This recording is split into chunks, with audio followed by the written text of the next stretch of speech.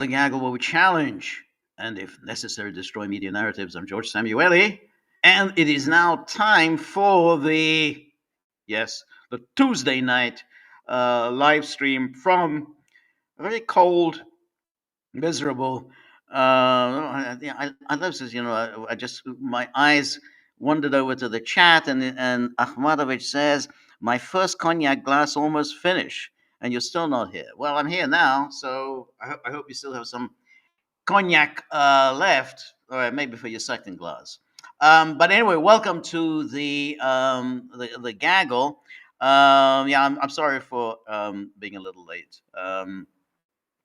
And so, as I say, very very cold, kind of miserable in Budapest, and there's just a few things I want to start off with.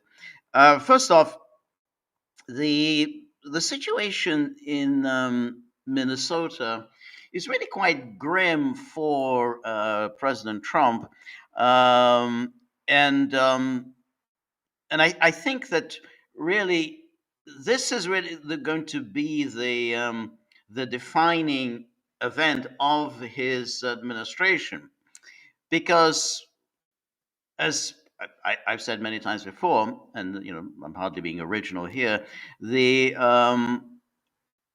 immigration issue has been Trump's signature issue right from the beginning. 2015, immigration has been the central defining issue of Trumpism, the sort of the nationalist populist movement that he launched, and the key element of the immigration was not just that he was going to close down the border and that no one came in anymore, because that wouldn't be enough.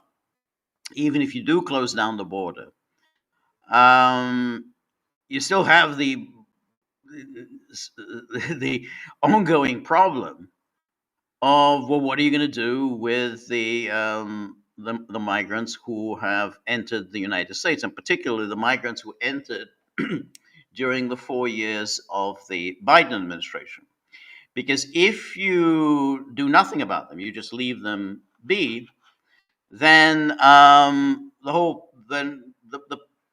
whole point of your immigration policy is rendered null and void, because there's going to be somebody else coming in at the end of your first term, and that person is going to, if it's a Democrat, chances are he's going to open the border, and we know that that's exactly what they're going to do, because of course the Democrats see demographic change as their key to perpetual power. So of course they're going to do that. That's exactly what they did during the 4 years of Biden. I mean, they actively encouraged the mass migration into the United States. And of course, once you encourage mass migration, then of course you get the next issue, which is, well, once they're here, well, what are you going to do with them?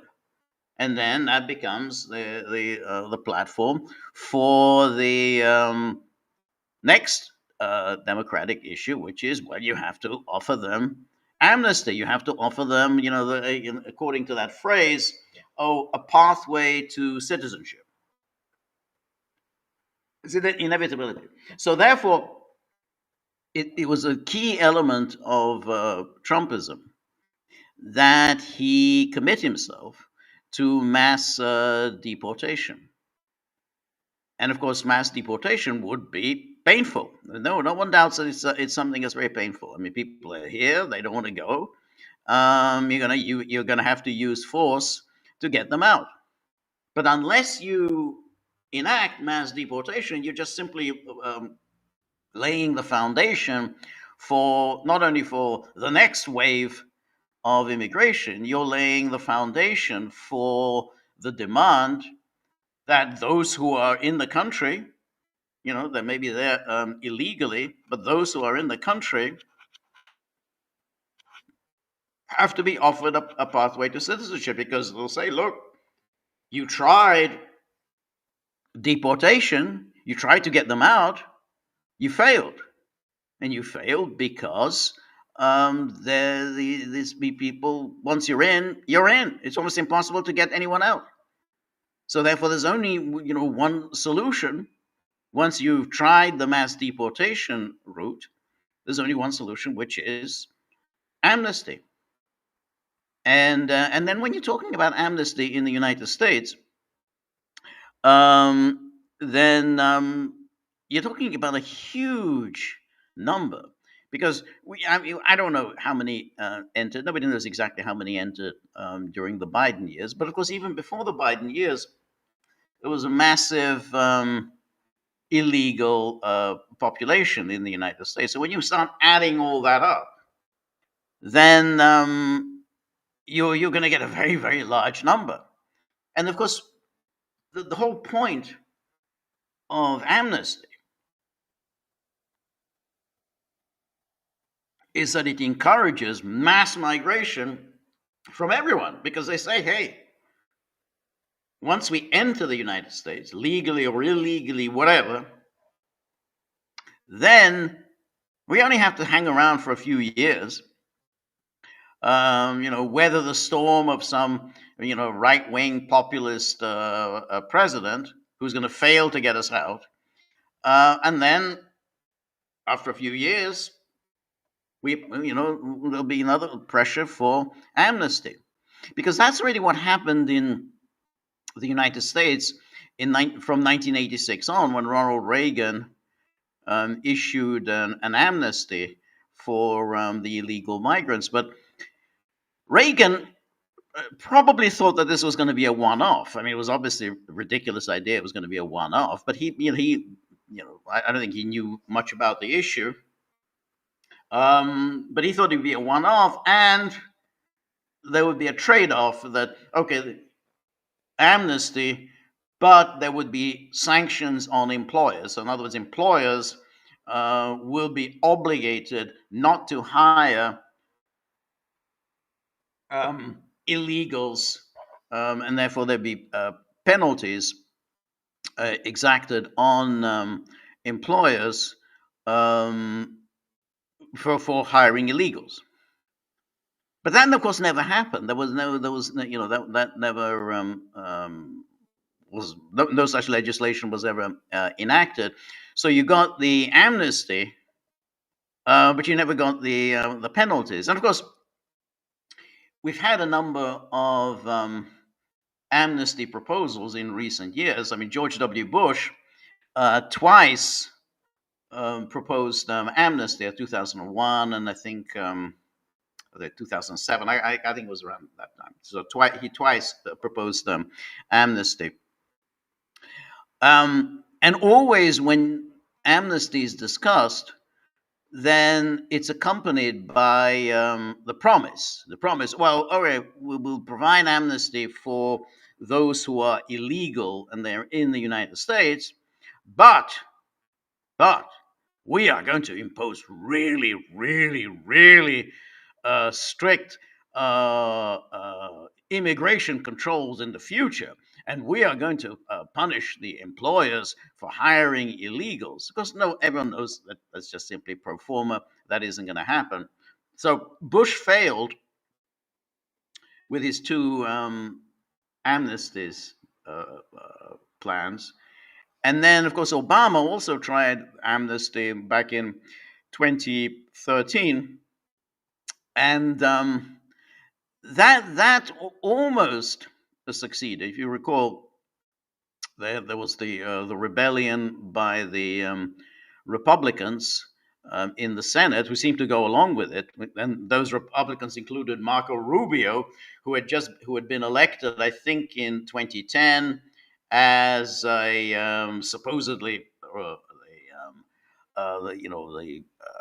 what was the phrase of the time? It wasn't MAGA. It was the Tea Party. So we've always got a new coinage for this sudden surge of Republicans. I mean, back in 1994, it was the Gingrichites. I can't remember what the phrase was. I mean, that was a contract with America, and there was sort of the Gingrichite. So that was in 1994, and then in 2010, we had the Tea Party. So this was all the people with Tea Party, and Rubio was one of the leaders of the Tea Party movement. But Rubio, opportunist that he always has been, said, okay, well, I'll go along with Obama's amnesty, and it seemed like it would. They had the votes; it was going to go through. But then there was the Republican primary in Virginia, the congressional primary, in which Eric Cantor, who was one of the leaders of the Republican Party, he was the House Majority Leader.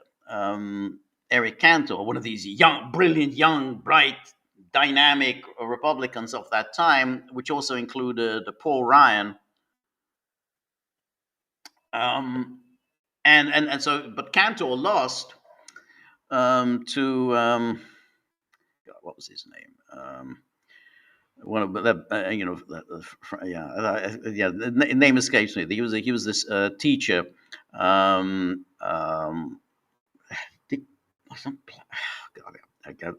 name just escapes me, but I can see his face now.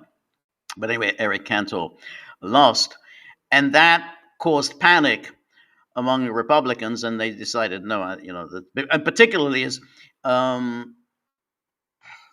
this Republican was running against Cantor on the platform of no amnesty, and so once that it's unheard of for a House Majority Leader to be defeated in a primary. And there was this caused panic among Republicans, and they said, no, there's no way we're going to vote for this amnesty. So that kind of paved the way for Trump, and so that this is always going to be the defining issue. It's not going to be Israel, not going to be Iran, not going to be Venezuela, not going to be Russia, Ukraine, whatever. This was going to be the defining issue for Trump. Because it's his signature issue. And if he can't get this done, then nobody can. I mean, it's like this is a man who twice won for a presidential election for Republicans on this ticket. He's the populist. He has the popular touch. If he cannot get this done, then it can never be done.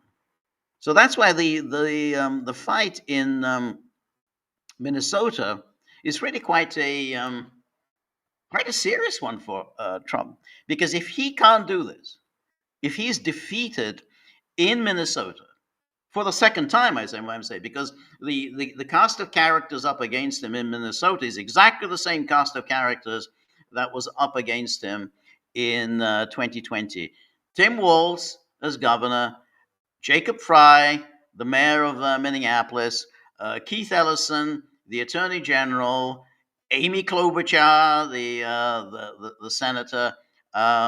That's the people he's up against. And what they're doing is actually very clever. I mean, you'd have to say, the Democrats are very good at this. They're very skilled political fighters. However repugnant Walz is, however disgusting Walz is, and however repugnant Jacob Frey is, they are quite smart when it comes to political fighting. I mean, what they did in 2020 when they encouraged the rioting, the George Floyd rioting, that sank Trump's re-election prospect, because he was Mr. Law and Order, and he was unable really to bring law and order. He was unable to bring the riots to an end, and they knew this, and that's why they encouraged this. That once a president is seen as weak, then no one's going to want to vote for him. And so, yes, it's true that there were other issues in 2020. Of course, the COVID, which Trump obviously didn't handle particularly well, and the whole ridiculous election, by mail-in voting, which is a complete nonsense, and everyone's always known it's complete nonsense. How can you have an election where people just mail in their votes? So there's no check, no measure on who's voting. So leave aside that, um, the rioting, which went on for months during 2020, fatally weakened Trump. And that's what's happened now in Minnesota. I mean, what Waltz and Fry have done is really, as I say, quite clever. They're offering no support for ICE. They're offering no support for federal agencies. Now, the federal agencies um, are tasked with immigration enforcement. That's their job. And even the quite modest goals that they've set. I mean, though Trump has promised um, mass deportations, that's not what they're doing in Minnesota or anywhere else. They're just simply saying we're going to get the bad criminals out. But even that goal, that quite limited goal, which you'd think, I mean, if anyone deserves to be thrown out of the country are people who have already been convicted of crimes, and not just the crimes of being in the country illegally, but convicted of quite serious crimes, violent crimes. If anyone deserves to be thrown out of the country, it's these people. But the authorities in Minnesota have refused to cooperate with the federal law enforcement agencies.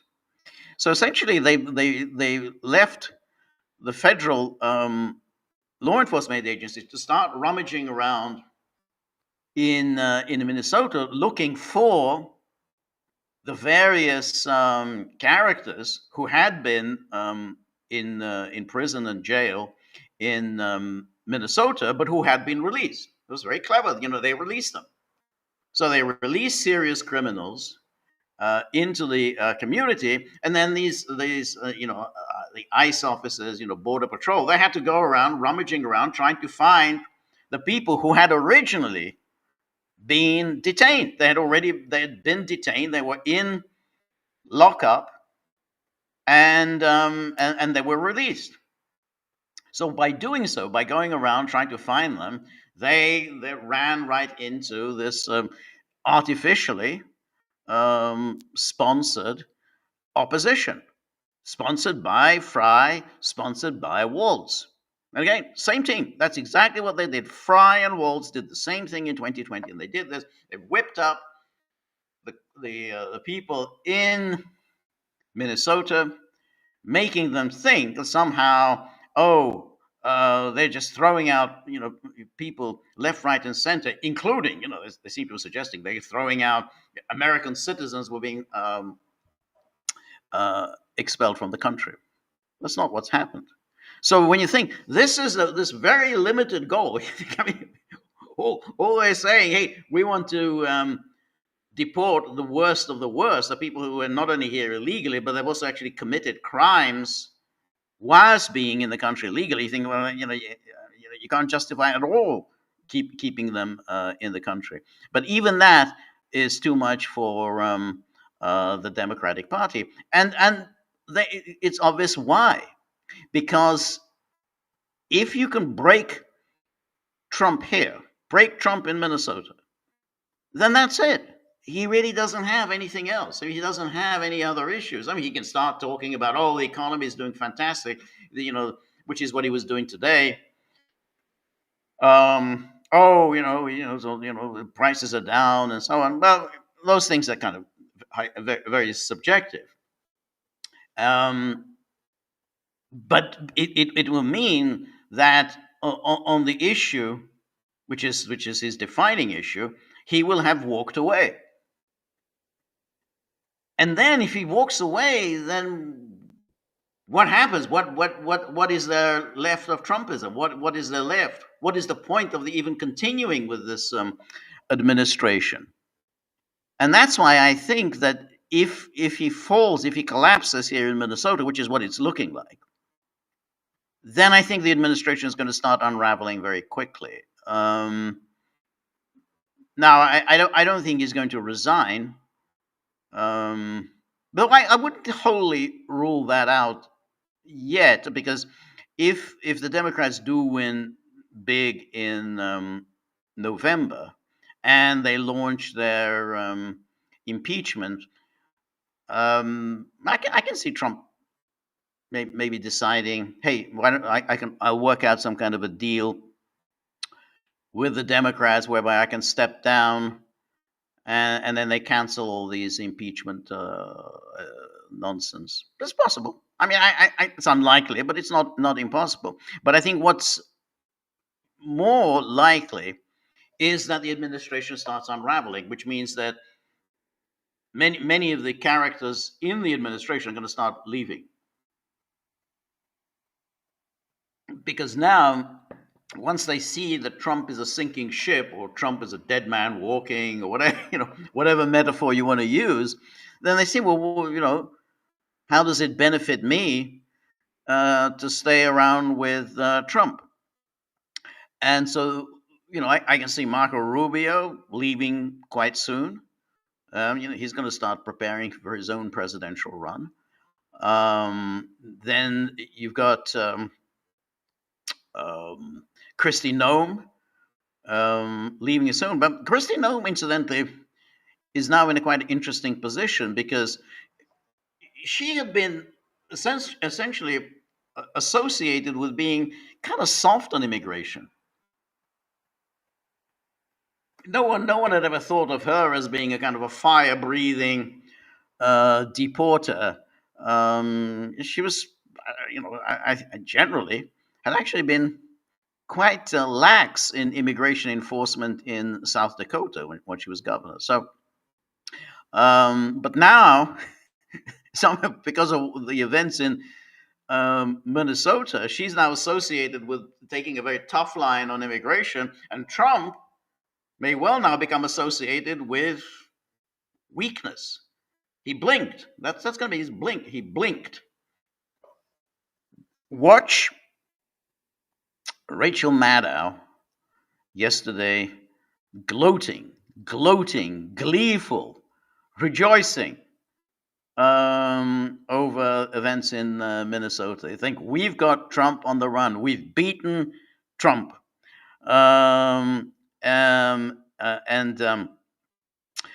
Somebody said, George, don't overblow this immigration issue. I'm over here on the ground, and it's not that serious. And much lower gas prices are not subjective; they are objective measures of improvement. You were wrong. You were wrong. I mean, I understand what you're saying. It's not true, because that's his issue. And in politics, you are associated with a particular issue. That's the whole point. You have to give people a reason to vote for you, and then you are offering something nobody else is offering. That's what drove him to power. Remember, he was just simply a real estate guy. Why would people vote for a real estate guy? Well, he said something none of the others were saying. He's saying, hey, we're just going to cut off all immigration, zero immigration, then we're going to start deportation. And that no one else was saying it.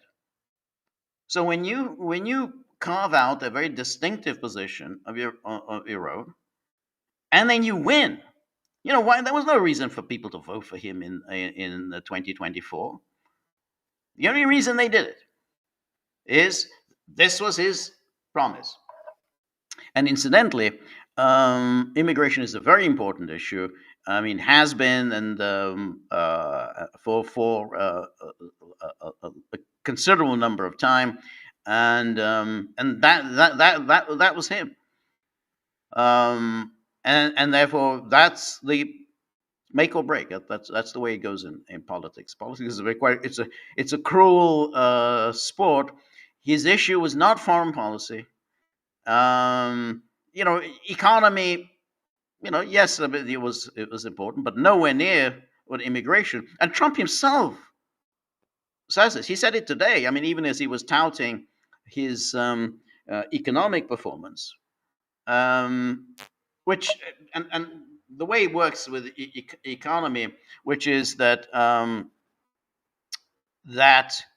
it's a lot of it is how people perceive it. It's no good giving them statistics. Well, prices are down. Inflation has gone down. Employment, this or that. It's how people perceive their condition. I mean, the Biden people were saying exactly the same things. Oh, well, on the Bidenomics is working. Everybody's doing great, fantastic. Everyone's doing great. Well, except the people were not persuaded. Same with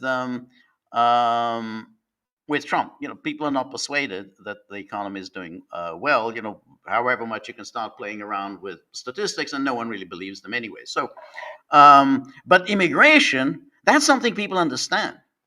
That's something, and they say this is what you promised, and if he can't prevail on this, then basically the Democrats come in and they say, well, we have a very easy solution. And so Amanda says, "Oh, please, George, Trump was anti-war. He then funding for Ukraine, blah blah." Yeah, but that wasn't his signature issue. Yeah, I mean, I'm all for criticizing Trump on Ukraine, but it wasn't his signature issue. He was sort of vaguely promising that he was going to end it. Never really explained how he was going to end it. I don't think anyone really believed that he was going to take any drastic action to end the war. And even during that campaign, the 2024 campaign, he had supported Mike Johnson when Mike Johnson put the vote for aid to Ukraine in the House. Mike Johnson, Speaker of the House, brought the Ukraine aid package for a vote on the floor of the House of Representatives. Trump supported him on that. So in other words, for that vote for military aid to Ukraine was supported by Trump. So that was already baked in. That was 2024. So therefore, I don't know if people really believe that he was going to go the extra mile to bring the war to an end. So as I say, that wasn't his issue. Immigration was. So anyway, what happened? Because hardly need to cite the recent history. We had the people who were, the sort of the killing on Saturday, and I have to say, because deportations are the painful event, violence was always going to happen. I mean, there was no question. Everybody knew, and everybody warned ahead of time. They warned Trump and say, this policy of deportations, that's going to be one almighty mess. You're going to run into huge resistance, and you're going to run into huge resistance from the blue states. So that was baked in. That was not anything that was surprising. Everybody knew, yeah, it's going to be a real problem. The blue states are not going to cooperate with you, and by that on deportations. And that means California is not going to cooperate with you. Illinois is not going to cooperate with you. New York isn't going to cooperate with you. So that was, everyone knew that. But nonetheless, Trump promised that he would do this, and for obvious reasons. So, given that, violence was always a likely outcome, which is what happened. So now 2 people have been killed in Minnesota, and seemingly Trump has blinked. I mean, things can change with Trump, but we have, let's see, as yesterday, which was so Saturday was the killing, the second killing, and then here was Trump um, you know, he sent out this truth where he's issuing these demands from Waltz and Fry. And when you look at the demands, they seem, I think, pretty reasonable. I mean, this is not, hey, hand over everybody who's to the federal government, everybody who is in the country illegally. He's just saying, hand over those who are in prison, um, because they allegedly committed serious crimes. So here it is. This is why I am hereby calling on Governor Waltz, Mayor Fry, and every Democrat governor and mayor in the United States of America to formally cooperate with the Trump administration to enforce our nation's laws, rather than resist and stoke the flames of division, chaos, and violence. Governor Waltz and Mayor Fry should turn over all criminal illegal aliens that are currently incarcerated in their state prisons and jails to federal authorities, along with all illegal criminals with an active warrant or known criminal history for immediate deportation. Two, that's point one. Now, point two, state and local law enforcement must agree to turn over all illegal aliens arrested by local police. So they get it's criminals. And then three, local police must assist federal law enforcement in apprehending and detaining illegal aliens who are wanted for crimes. Democrat politicians must partner with the federal government to protect American citizens in the rapid removal of all criminal illegal aliens in our country. Some Democrats in places like Memphis, Tennessee, or Washington, D.C. have done so, resulting in safer streets for all. And then, in addition, I'm hereby calling on Congress to immediately pass legislation to end sanctuary cities, which is the root cause of all these problems. American cities should be safe sanctuaries for law abiding American citizens only, not illegal alien criminals who broke our nation's laws. All of these requests are rooted in common sense and will provide the best possible circumstances to make America great again. The Trump administration is standing by and waiting for any Democrat to do the right thing and work with us on these important matters of making America safe, like it is in all sections of our country, where we are together with local leadership participating and involved. All right. Now, what I think is very important to keep in mind in all of this discussion is that we can argue, but is this the right way of enforcement and whatever. This is a very limited immigration enforcement operation. This was, everyone said, well, how are you going to carry out these deportations? Well, the argument was, well, we're going to do it by getting the bad hombres out first. Then we'll see about the rest. But the first people will be the criminals. That was said. Trump said this. Tom Homan said this.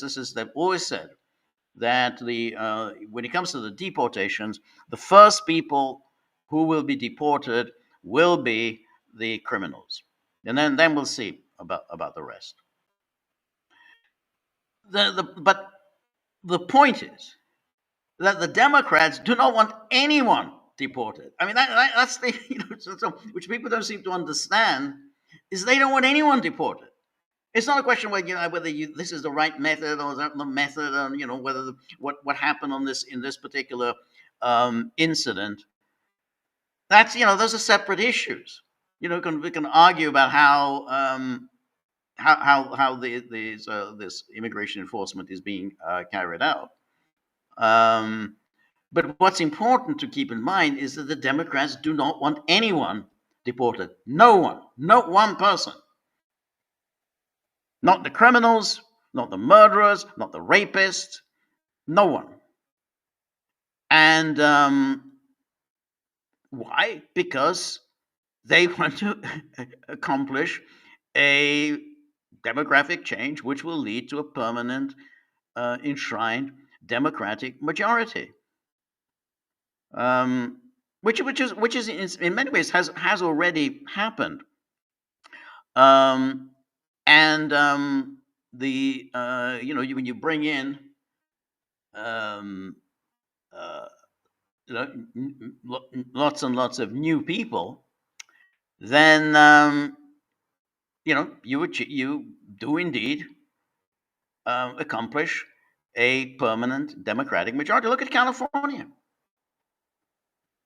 Used to be a Republican state. It was always a Republican state. That's where Ronald Reagan came from. Richard Nixon came from. It was always Republican. Even in the 1960 election with Kennedy and Nixon, Nixon carried California. Even the 1976 election, Gerald Ford and Jimmy Carter, Gerald Ford carried California. Right up until 1988, with the older Bush, George H.W. Bush, the Republicans still carried California. And now that's gone. That's gone. This is, all of the office holders in California are Democrats, and that's going to be the case in a number of states. I mean, that's the plan, and that's states such as Texas will be Democratic. Even something like Arizona, which always was a Republican state, ever since the 1960s, a Republican state, is now kind of a purple state. You got a Democrat governor. I mean, Trump carried Arizona, at least in 2024. But you have a Democrat governor, you have Democrat senators. So, Arizona has kind of moved over into the Democrat camp. So all of this, why there's liberal Republicans, that doesn't, that's it's not neither here nor there. Ronald Reagan, who was the governor of California and who carried California, was not exactly a liberal Republican. Neither was Nixon. So I don't think. And George H.W. Bush, who ran as the heir apparent to Reagan, was certainly not perceived in 1988 as a liberal Republican. So is Texas a Republican state? Asked Mando. It has been since the 1960s. Yeah, I mean, you're right. It used to be a Democrat state, but that's true about the Deep South and the southern states. They used to be Democrat until the 1960s, and then they became Republican. But yeah, Texas was Democrat state. Lyndon Johnson was from Texas, and of course John Connolly, the great John Connolly, was from Texas. But from the 1960s on, it was pretty much carried by the Republicans. But now, they still have a majority, but it's not. The Republicans don't have the margins in states such as Texas that the Democrats have in the blue states. So if you look at the sort of red states, yeah, I mean, there's no question, say Alabama and the rest, Republicans do have huge margins. But when you come to Texas, which is that's a big prize, Republicans have a margin, but nothing like the margin the Democrats have in New York, California, Illinois, and so on. So some say, majority worst immigration problem. Yeah, it's a serious immigrant problem, which is why the Republicans are increasingly having difficulties in Texas. I mean, it's getting closer and closer these elections. In fact, Republicans were winning in Texas by huge margins. No longer so. I mean, it's every election is now quite is a struggle. The Republicans know they always have a fight on their hands to win in Texas, which is not the case in California or in New York.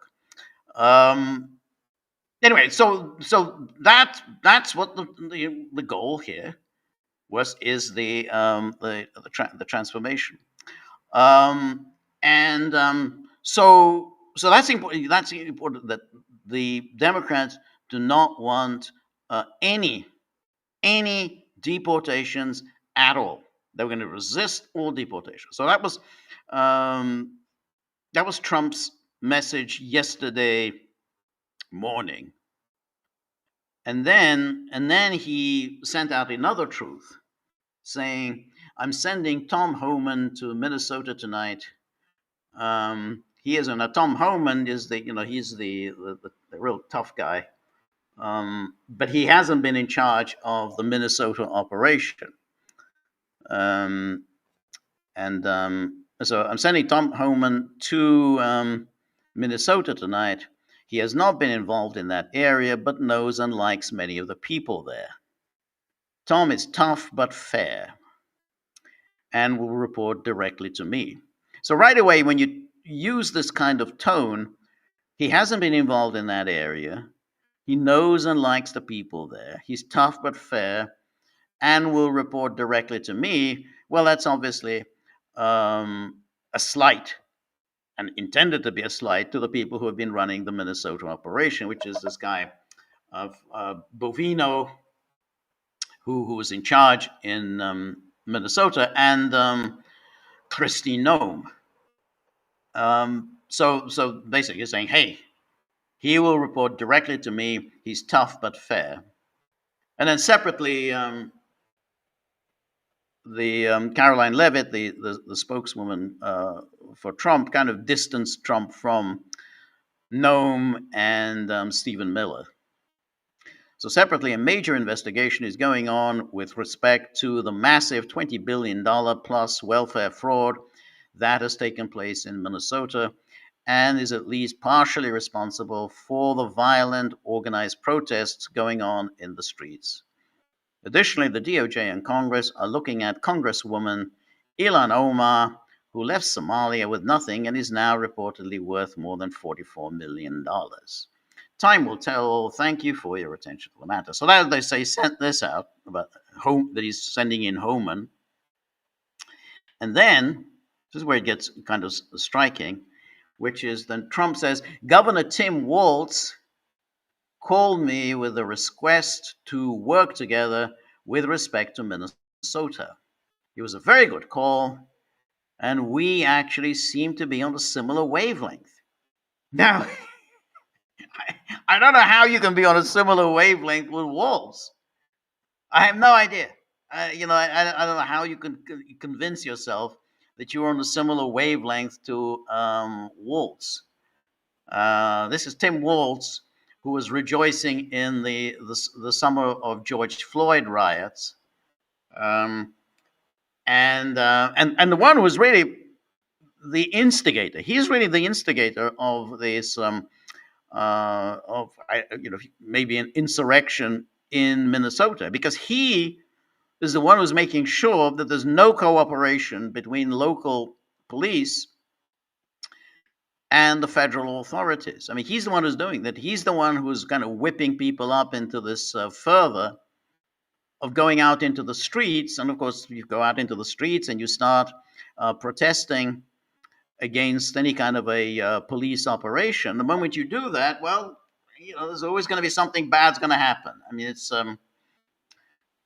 you can protest. You don't want to start interfering with law enforcement. If you do, that's a fight you're going to lose. I mean, that's just you're not going to win that fight. I'm not a fan of the police, but I do know that you don't get into fights with the police.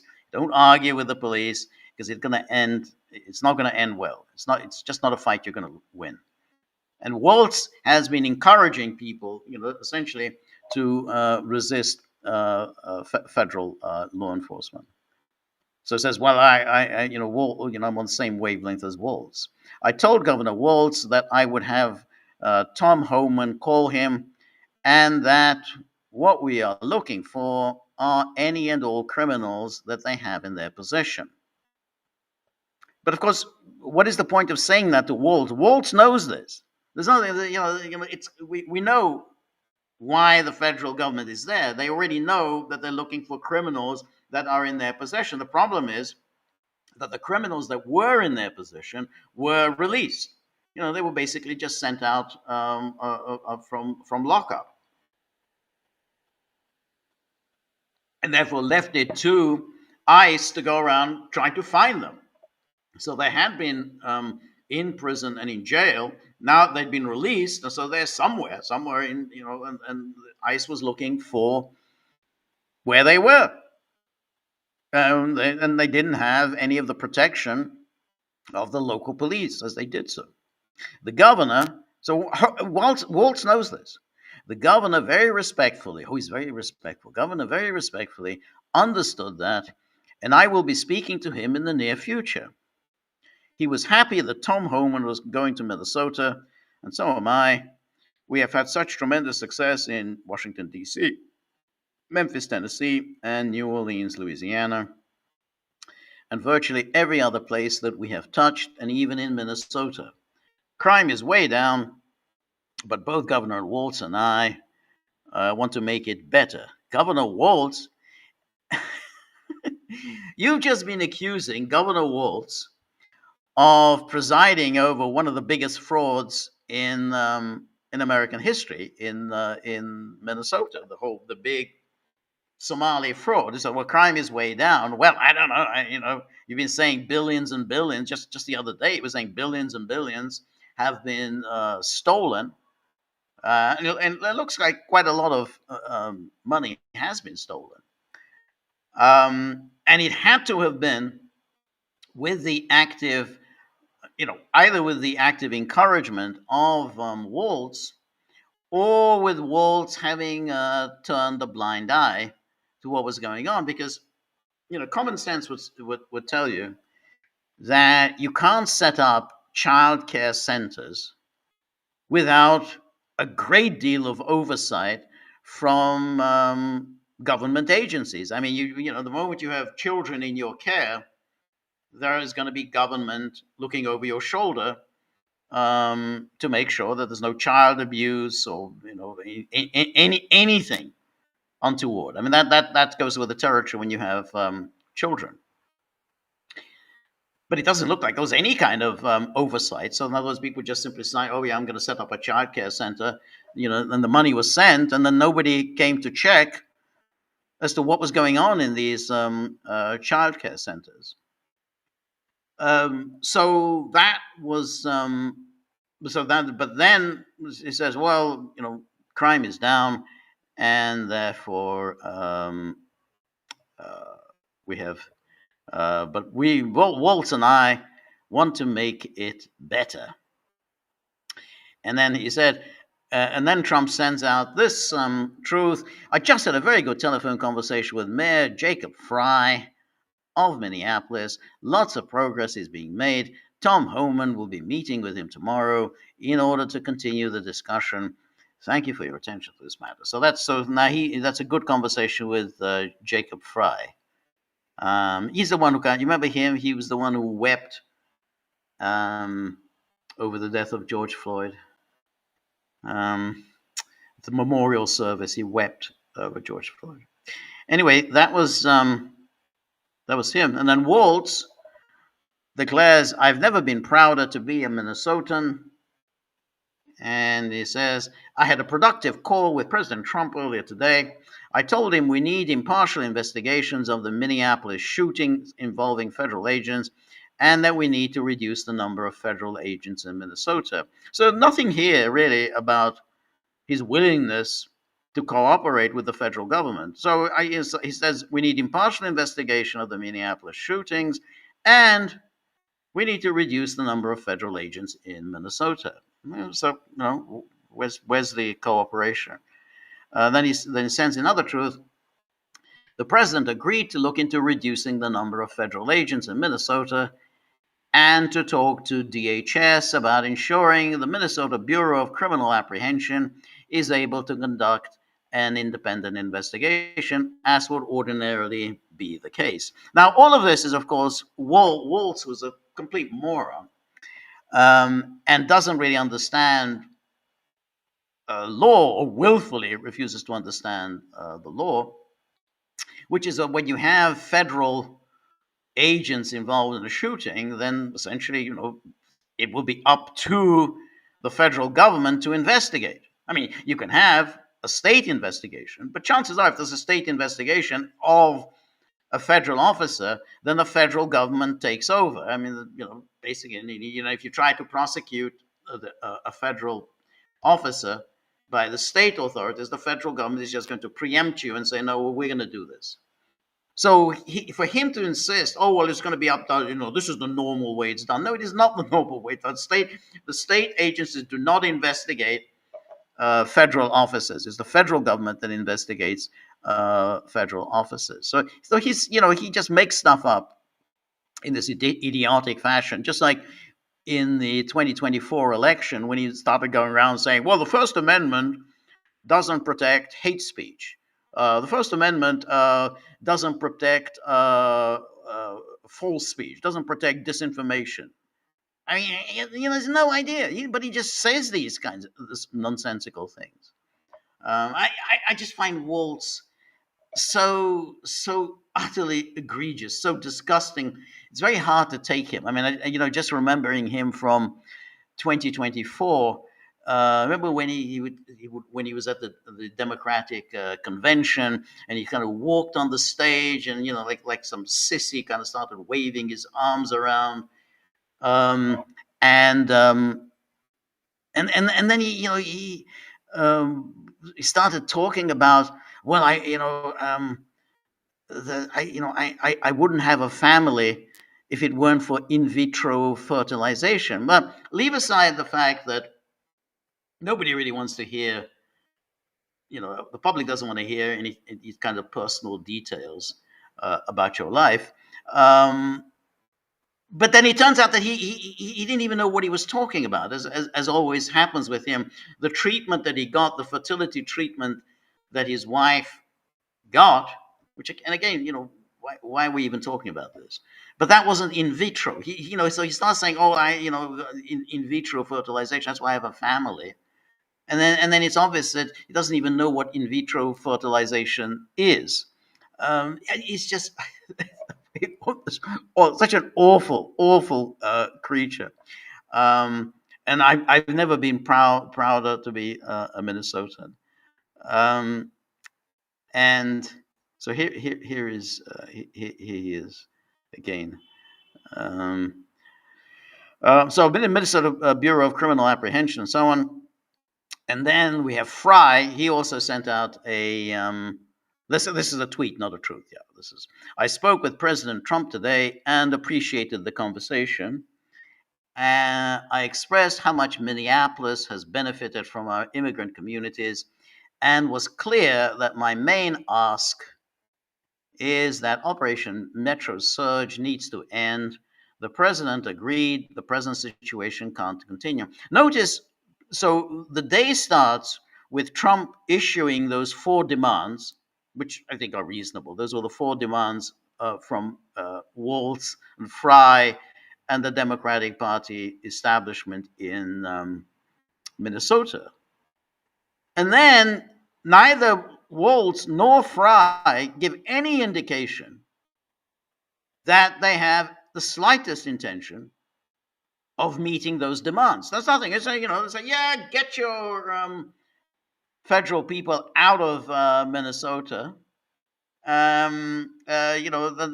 Oh, my main ask is the Operation Metro Surge needs to end. No promise we're going to cooperate with you. So that says, what does Waltz say? The president agreed to look into reducing the number of federal agents in Minnesota and to talk to DHS about ensuring that the Minnesota Bureau of Criminal Apprehension is able to conduct an independent investigation. So yeah, we're going to investigate your federal agents. What about the business about those 4 demands? No, nothing here about the 4. We're not going to meet any of your demands. Was it?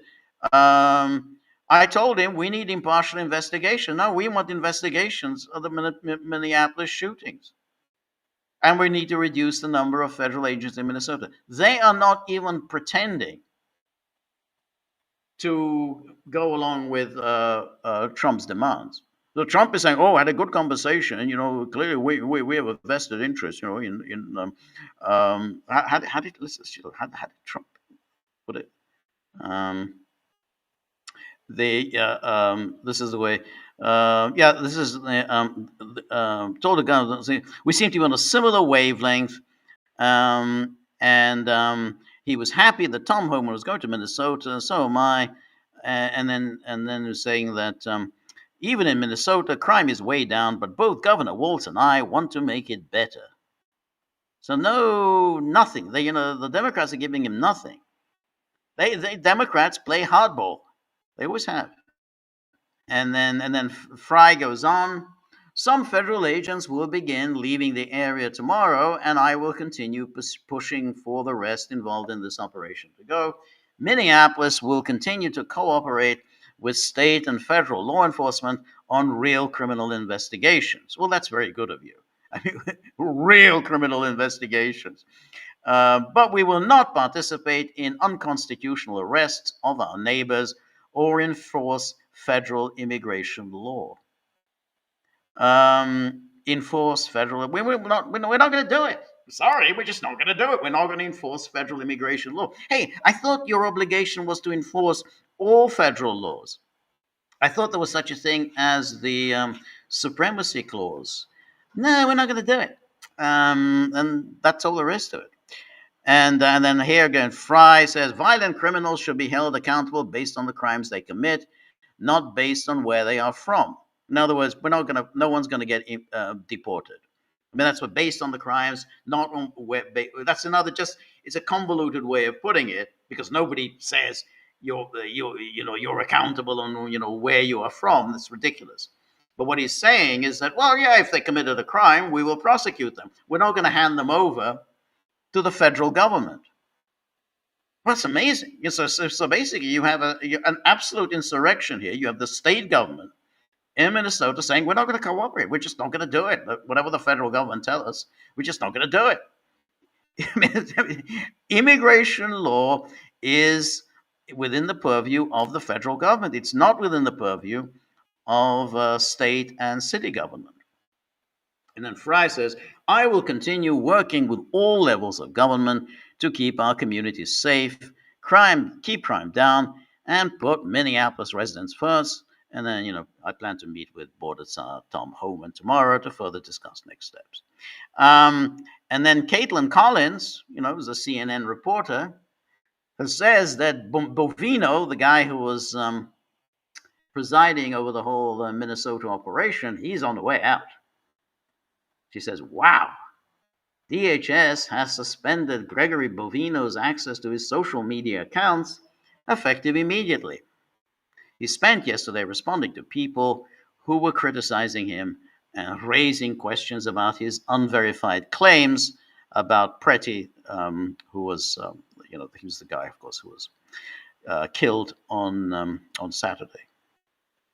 And then the Atlantic, obviously the quite gleeful also, Greg Bovino loses his job.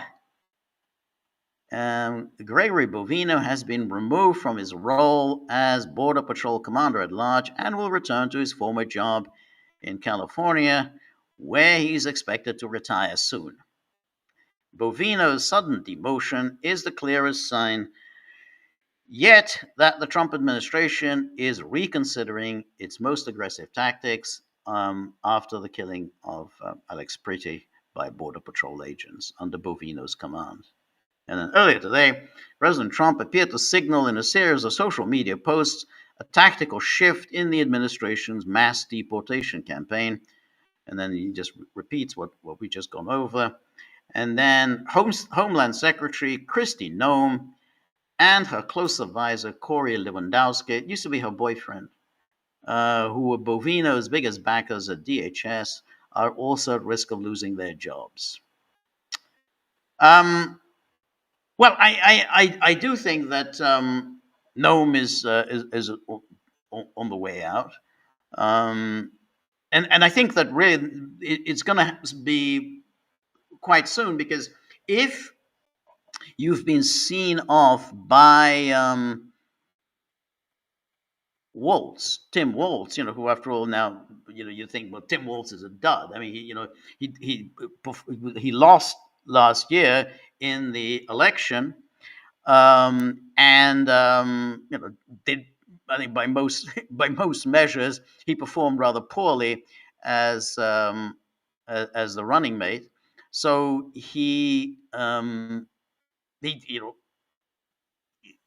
and then with this Minnesota fraud scandal, which is exploded. Um, you think, okay, well, he's done. Even he was finished. Then it turns out that Waltz has enough toughness, strength of character to stand up to Trump and to see him off. And that's why if you watch Rachel Maddow last night, I mean, she was really happy. She said, "Hey, congratulations, Minnesotans! You pulled this off. You brought Trump to his knees. You went out into the streets into the cold weather. You saw him off." And this was a theme that was picked up by the the Stephen Colbert and all the late night hosts. They're absolutely ecstatic about what's happened. So as I say, this that's it's the way it is in politics. You have your moment, you have your defining issue. Once you fail, then you can talk about the things you want to talk about. You can talk about the economy and whatever, but you know other people can do all that. This was you. This is what Trumpism is it was about. And if you can't see that through, then then that's it. So that was one thing that I wanted to bring up, and um, what should I, then the was it the it was a kind of an interesting story about Europe. We talk a lot here about the Europeans, and a quite remarkable um, uh, issue with the Europeans has been the way that they've been happily. Oh, somebody says hello from the Scottish Highlands. That's great, the Scottish Highlands. God, it's so beautiful, with the Scottish Highlands, and of course, you have the Highlands whiskey, which I like. It's not my favorite, but I'm more of an Isle of Islay person. But Highlands whiskey is pretty good. But anyway, I digress. But if uh, the Europeans who, in response to the war in Ukraine, they decided to punish Russia by cutting themselves off from Russian energy. Russian oil. Well, first it was coal, but then it was oil, gas, and so now they've declared that they are going to cut themselves off completely from Russian gas, and they're very pleased with themselves about it. The problem when you do something like that is that, of course, you become. Somebody says you actually listen to Rachel Maddow. Well, I don't, but when some I don't watch it, but when somebody shoves it down my throat, then I'm forced to watch some of it. I did not watch the whole hour of it, but enough to give me a sense of what she's saying. Same with Colbert. I don't watch Colbert or anything on that, but when people send me clips, then I just watch the clips. Um, so if you cut yourself off from cheap, reliable Russian energy, then what happens then? Well, you become dependent on other energy providers. And whom do you become dependent on? Well, let me think. The United States. So we have this situation where, last week we had the Europeans hysteria about how the Americans are bullying them. They're being pushed around, particularly in Greenland, and they're pushed around on tariffs. They're being pushed around on trade deals, and then they get pushed around on Ukraine. But really, and what was it? When Mark Carney, the Canadian prime minister, who spoke at Davos and said, we middle powers, with Canada and the Europeans, we middle powers, we need to band together against this big bad bully, the United States. So this big bad bully, the United States, is whom you become increasingly dependent on for your energy. I mean, that was always inevitable. I mean, if Russia isn't going to be providing your energy, who is going to provide your energy? Well, the United States. So we had this big announcement yesterday from the EU, and here's the European Council of the European Union. And they say that Russian gas imports. Council gives final green light to a stepwise ban. Today, 27 EU member states formally adopted the regulation on phasing out Russian imports of both pipeline gas and liquefied natural gas into the EU. The new rules also include measures on effective monitoring and diversification of energy supply. And so here it is. And then what does this mean? According to the regulation, importing Russian pipeline gas and LNG into the EU will be prohibited. The ban will start to apply 6 weeks after the regulation enters into force.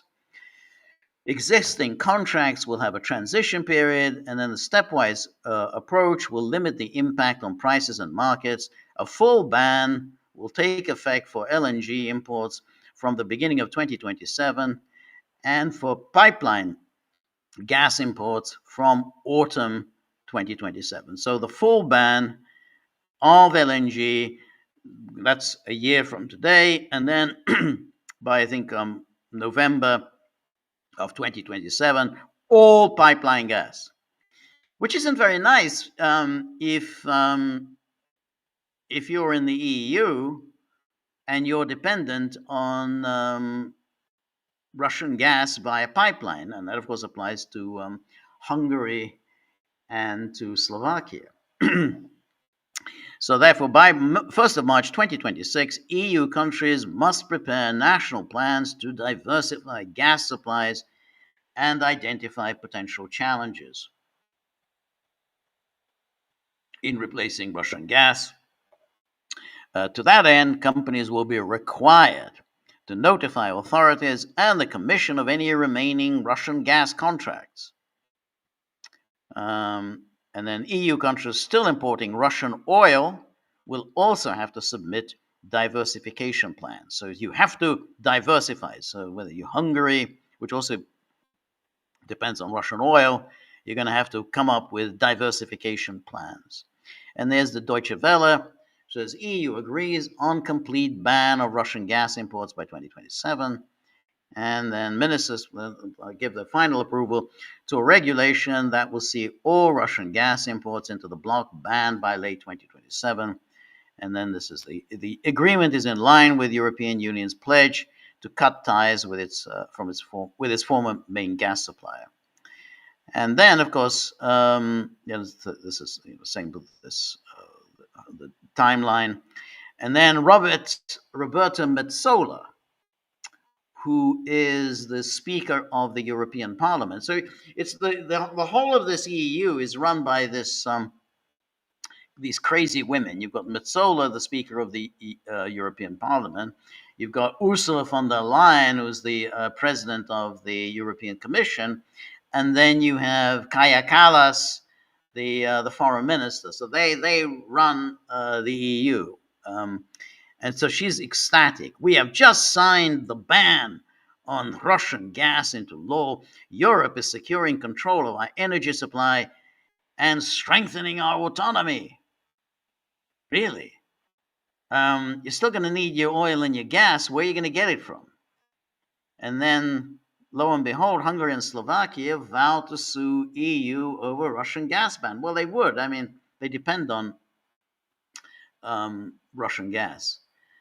And then here we have Hungary and Slovakia will sue the European Union over its plan to ban all imports of Russian gas as soon as the law officially comes into force.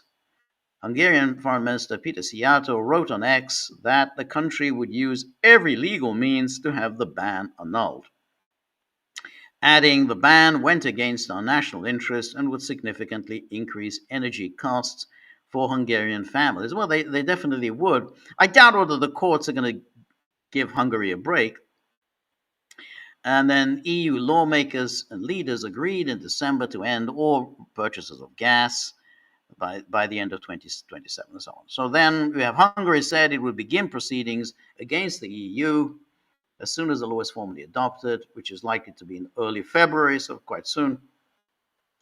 And then he criticized Szijjártó, that is, he criticized the EU's use of a legal trick to pass the law by presenting it as a trade measure rather than a sanction, which would have required unanimity. The EU always does this. They try to find ways around the demand for unanimity so they can force this on Hungary. And then Slovakia will also sue the bloc. And then, this is an interesting story. This is from the other day, quite independently from Politico. Fears grow over Europe's soaring dependence on US gas imports. You think? You think that once you cut yourself off from what was a safe, reliable, and inexpensive transmission of gas from Russia, you're going to become dependent on somebody else. Oh, dependent. You were soaring dependence on US gas imports. And then it says European Union is on track to get nearly half its gas from the United States by the end of the decade, creating a major strategic vulnerability for the bloc as relations with Washington hit an all-time low. Yeah, that was, maybe you should have given that one a little bit of thought. It's like picking a fight with Russia and the United States at the same time. Not always the best move. And it says new data shared with Politico shows Europe is already importing a quarter of its gas from the US, a figure that is set to soar as the bloc's total ban on Russian gas imports is phased in. It comes as an increasingly belligerent US President Donald Trump flirts with seizing Greenland in a move that could destroy the NATO alliance and throw transatlantic relations into crisis. Tensions escalated over the weekend when Trump announced he would put new tariffs on European countries, including France, Denmark, Germany, and the UK, which he then said he had rescinded, at least for the time being. And then alarm over the strategic weak spot is also growing among member countries, with some EU diplomats fretting that the Trump administration could exploit this new dependency to achieve its foreign policy goals. Yeah, you think, like EU diplomats fretting that the Trump administration could exploit the new dependency to achieve its foreign policy goals. Yeah, you see, this is the difference between the United States and Russia. Russia never did that. There were years and years, decades and decades, they were happily importing oil and gas and coal from Russia, and Russia never really expected anything other than payment. They never tried to use this oil and gas and coal leverage over Europe to achieve any of its goals. They would just say, they'd just pay us.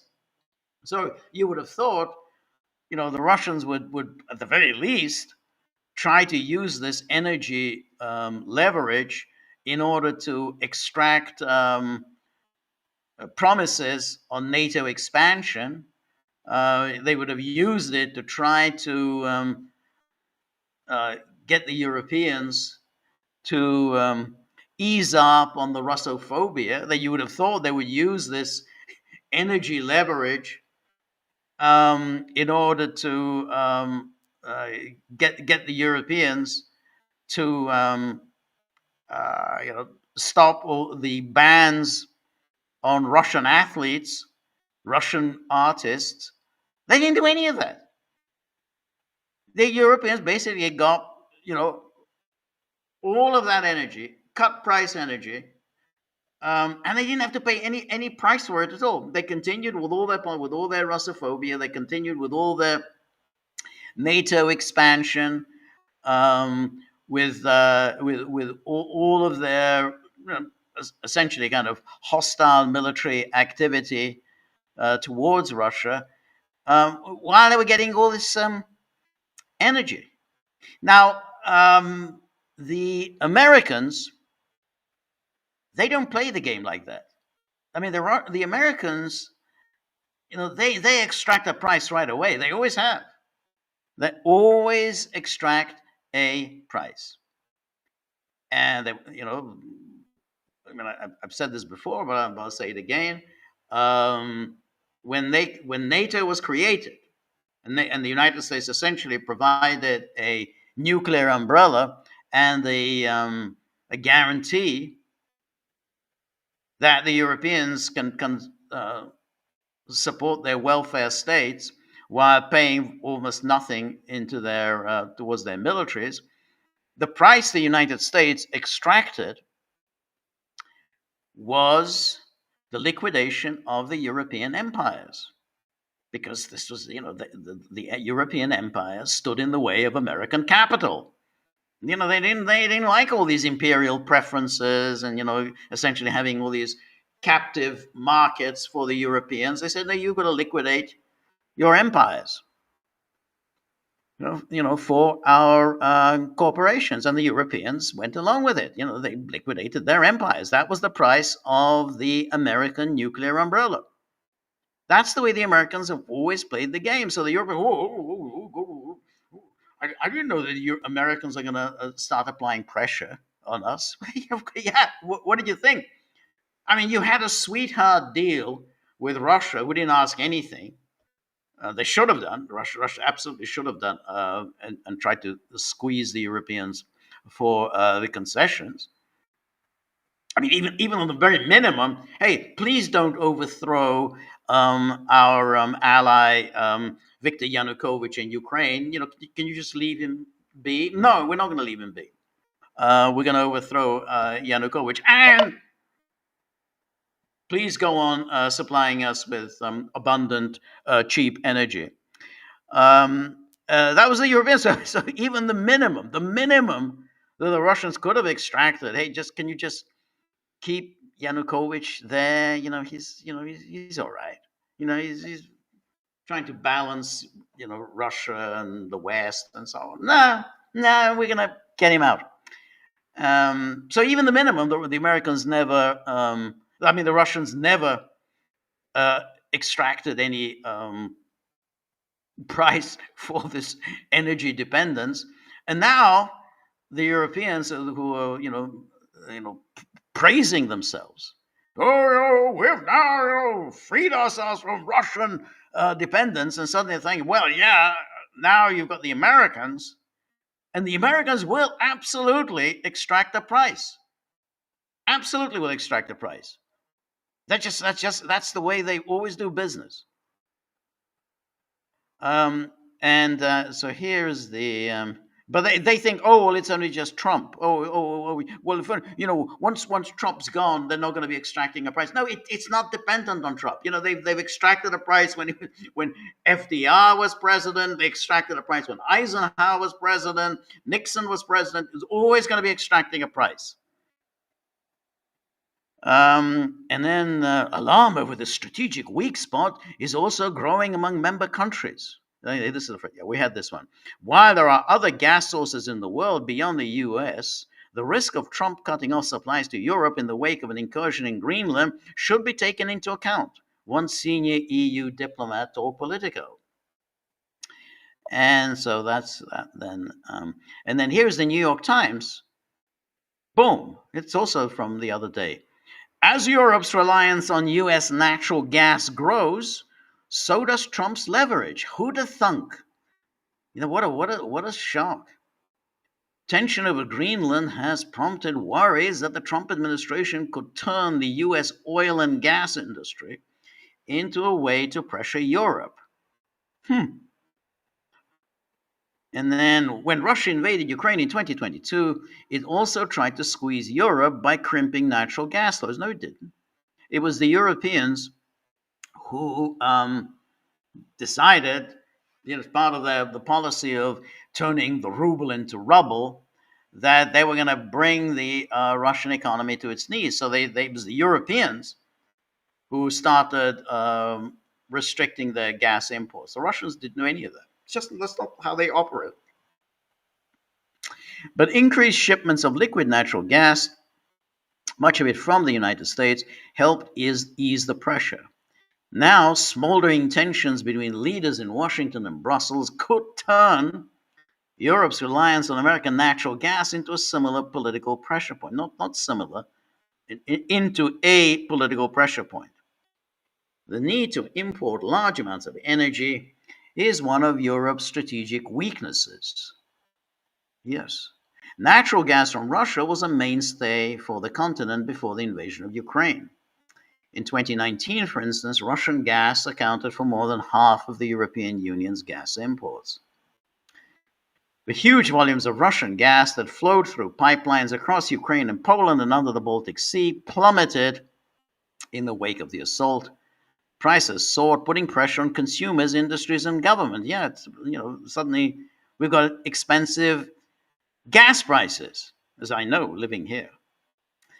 The United States came to the rescue. Tankers loaded at U.S. terminals shipped large volumes of liquefied natural gas to European ports in the Netherlands, France, and Belgium.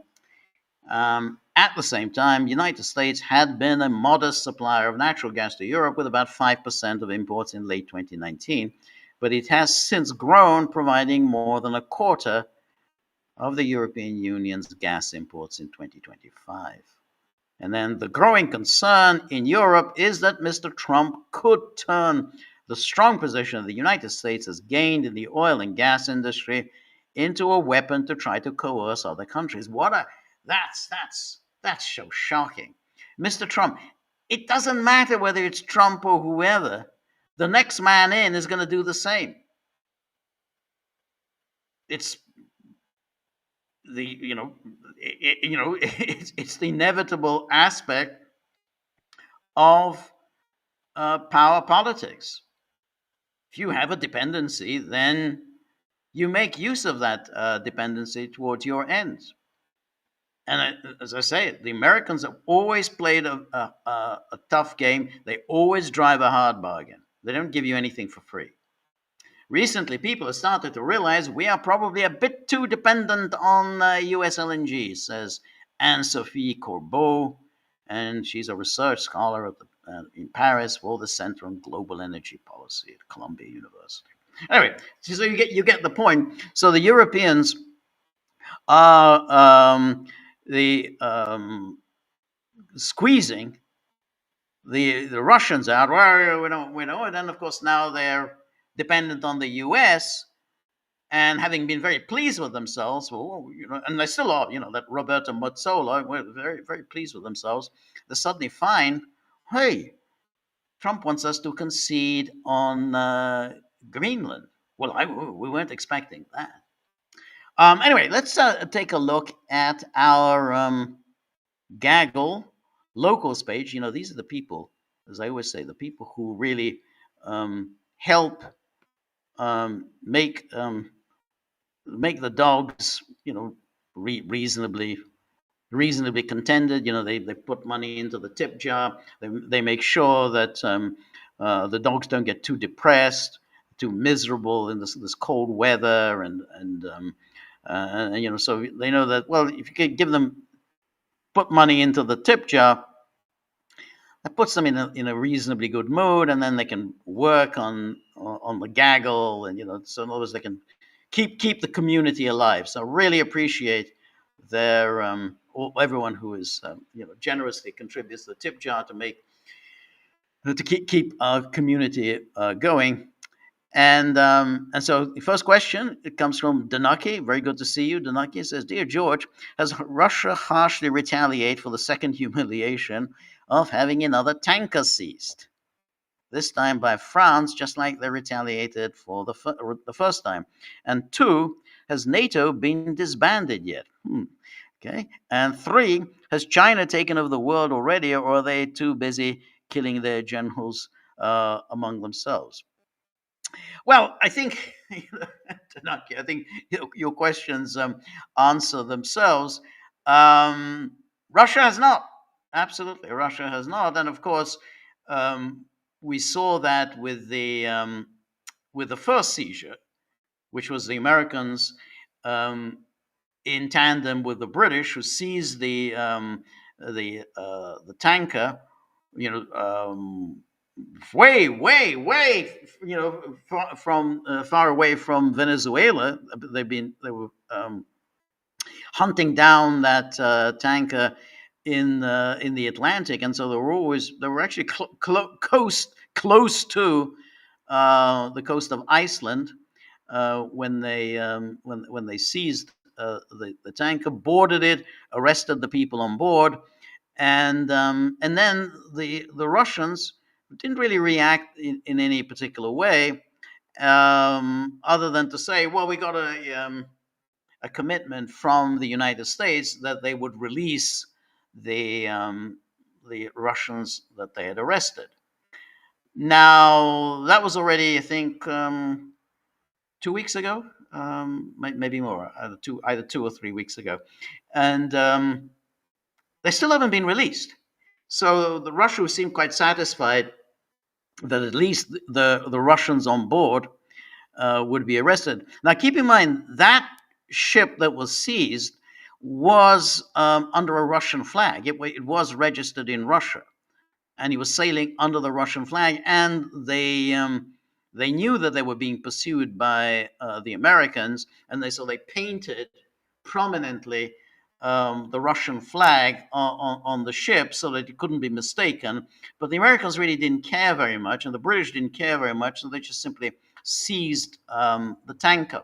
So that was pretty humiliating, and we discussed it at the time, and I think we all agree that that would only encourage further such seizures. And lo and behold, we had the French seizing a tanker. Now, in this case, apparently, it wasn't registered to Russia, wasn't flying under a Russian flag.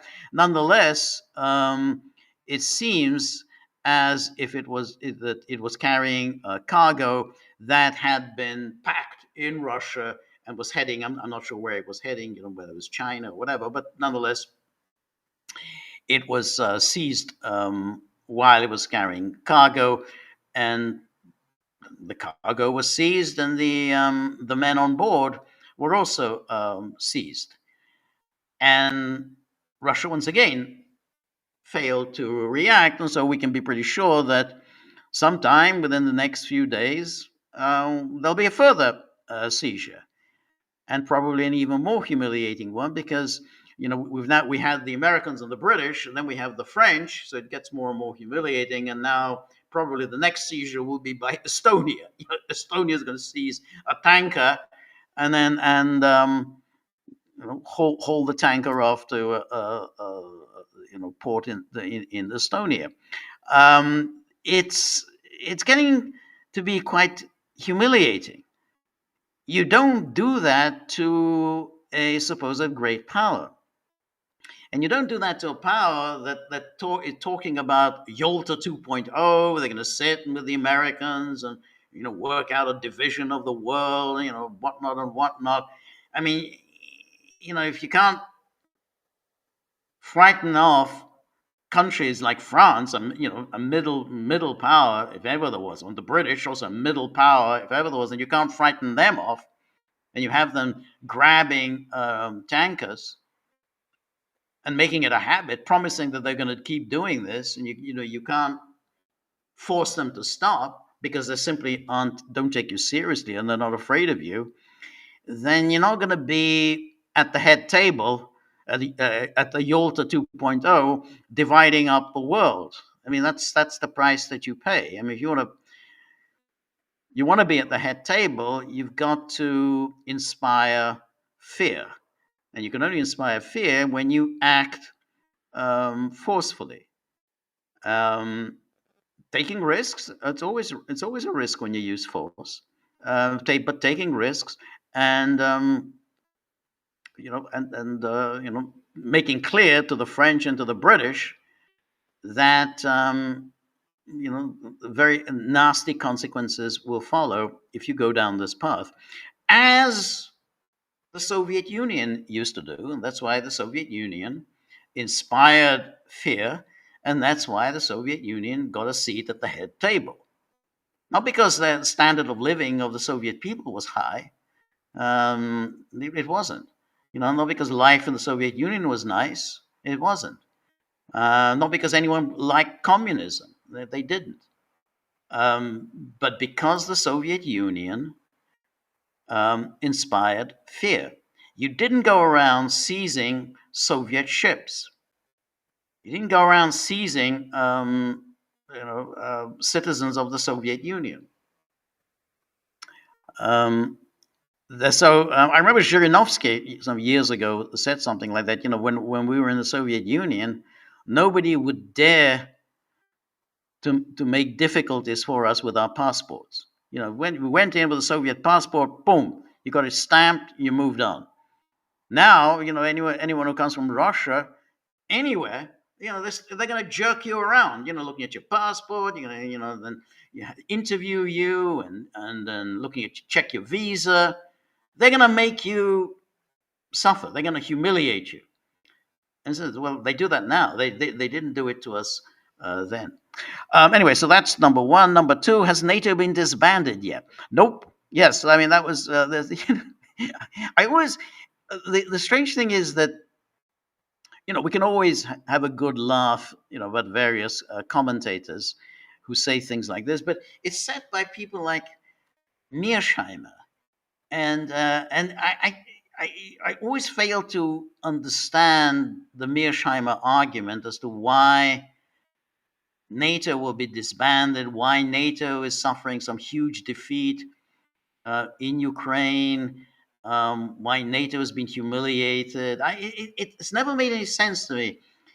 When you're able to inflict pain on your adversary while you yourself don't suffer any pain, then you're ahead of the game. I mean, that's just the way it is. You're ahead of the game. The pain is being suffered by Russia, Ukraine, obviously as well, but that's Ukraine. No, the Europeans couldn't care less about Ukraine. That isn't the issue.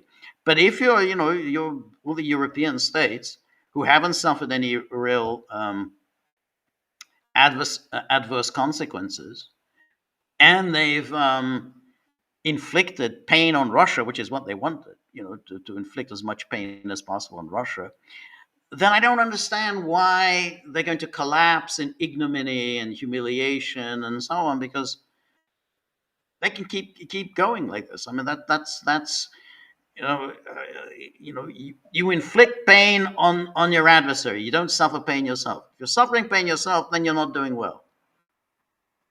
If you don't suffer any pain and you're inflicting pain on someone else, then you're ahead of the game. So that's why that the argument, and then this is fairly obvious. What I don't understand is how come Mearsheimer seems unable to grasp this. And he goes on all these shows, and no one ever challenges him, and there's just regales us with these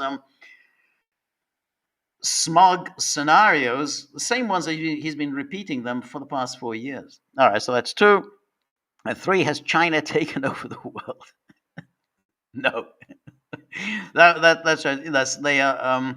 That's another one about how the China is the coming thing, the great economic model, and we talked about this yesterday. It was always an absurdity. And as I said, the key part of that thesis that why this of China is going to take over the world is, well, you keep multiplying a number by 1.6 billion. Well, yeah, you're going to get a big number. It's always going to be a big number. That in itself doesn't tell you that China is going to take over the world. I mean, there's, we know all the problems, the limitations of the Chinese economy, the yuan, um, at the most basic level, we really have no idea about the size of the Chinese economy. We rely on the Chinese statistics, and they're notoriously unreliable. So even that whole thing is doubtful. But it's something that people want to hold on to, and they want to believe that somehow China has become the new economic superpower, far surpassing the United States. And I understand why people want to think that, and it's understandable. It's just not really based on on reality. It's just wishful thinking, and it could happen, but it's not going to happen, you know, in the foreseeable future. Anyway, thank you so much, Danaki. And then here is Marty. Always good to see you, Marty. Mr. Tumble, such a loser.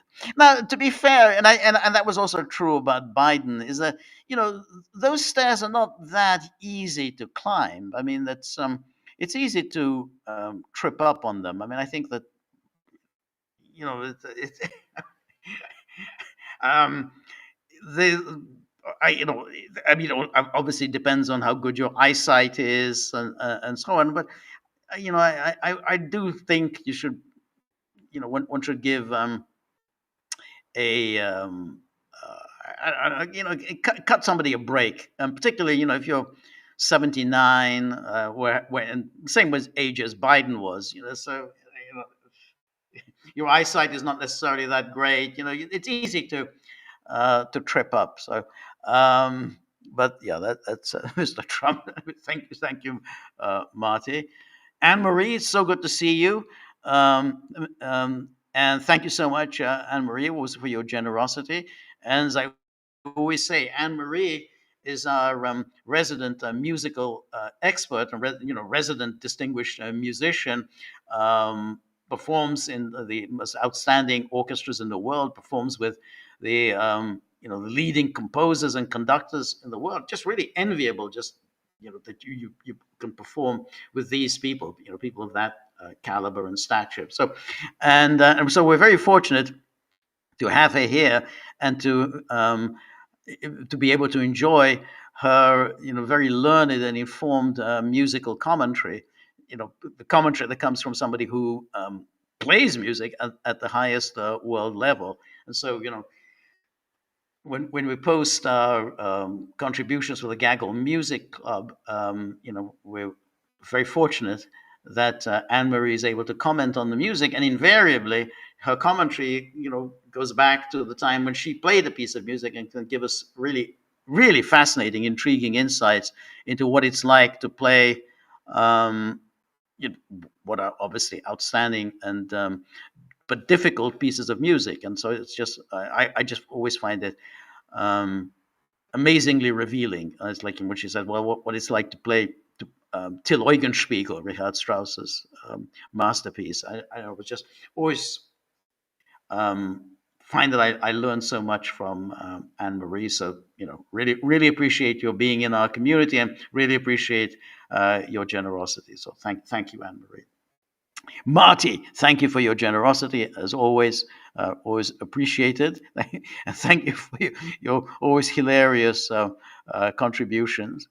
And Cynthia, and so I have to say, Cynthia is our, we have Anne Marie, our musical expert, and then we have Cynthia, who's a cinematic expert, a cinematic scholar and encyclopedist, who always has fascinating and learned and interesting and insightful observations to make about cinema, the history of cinema, history of filmmaking, and in particular, she contributes to our Monday night screening. And so, but if you miss the screening, you can always watch the films at your leisure because they're always on the Gaggle locals board. So, and as you watch the films, you can read Cynthia's extraordinary comments. I mean, it's not just because they're so informative and so so many you know so much information that you may not have known about, but her aesthetic judgments and her critical insights uh, are superb.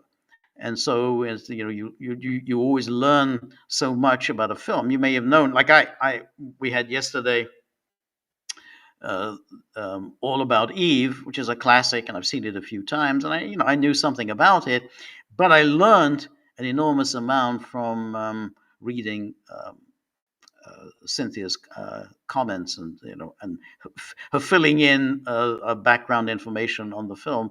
So now I know far more about the film, and in fact, I kind of astonished by how little I knew, even though I thought I knew something about the film. So really, um, it's a great privilege for us at the Gaggle to be able to enjoy Cynthia's comments and insights and observations. So thank you so much, Cynthia.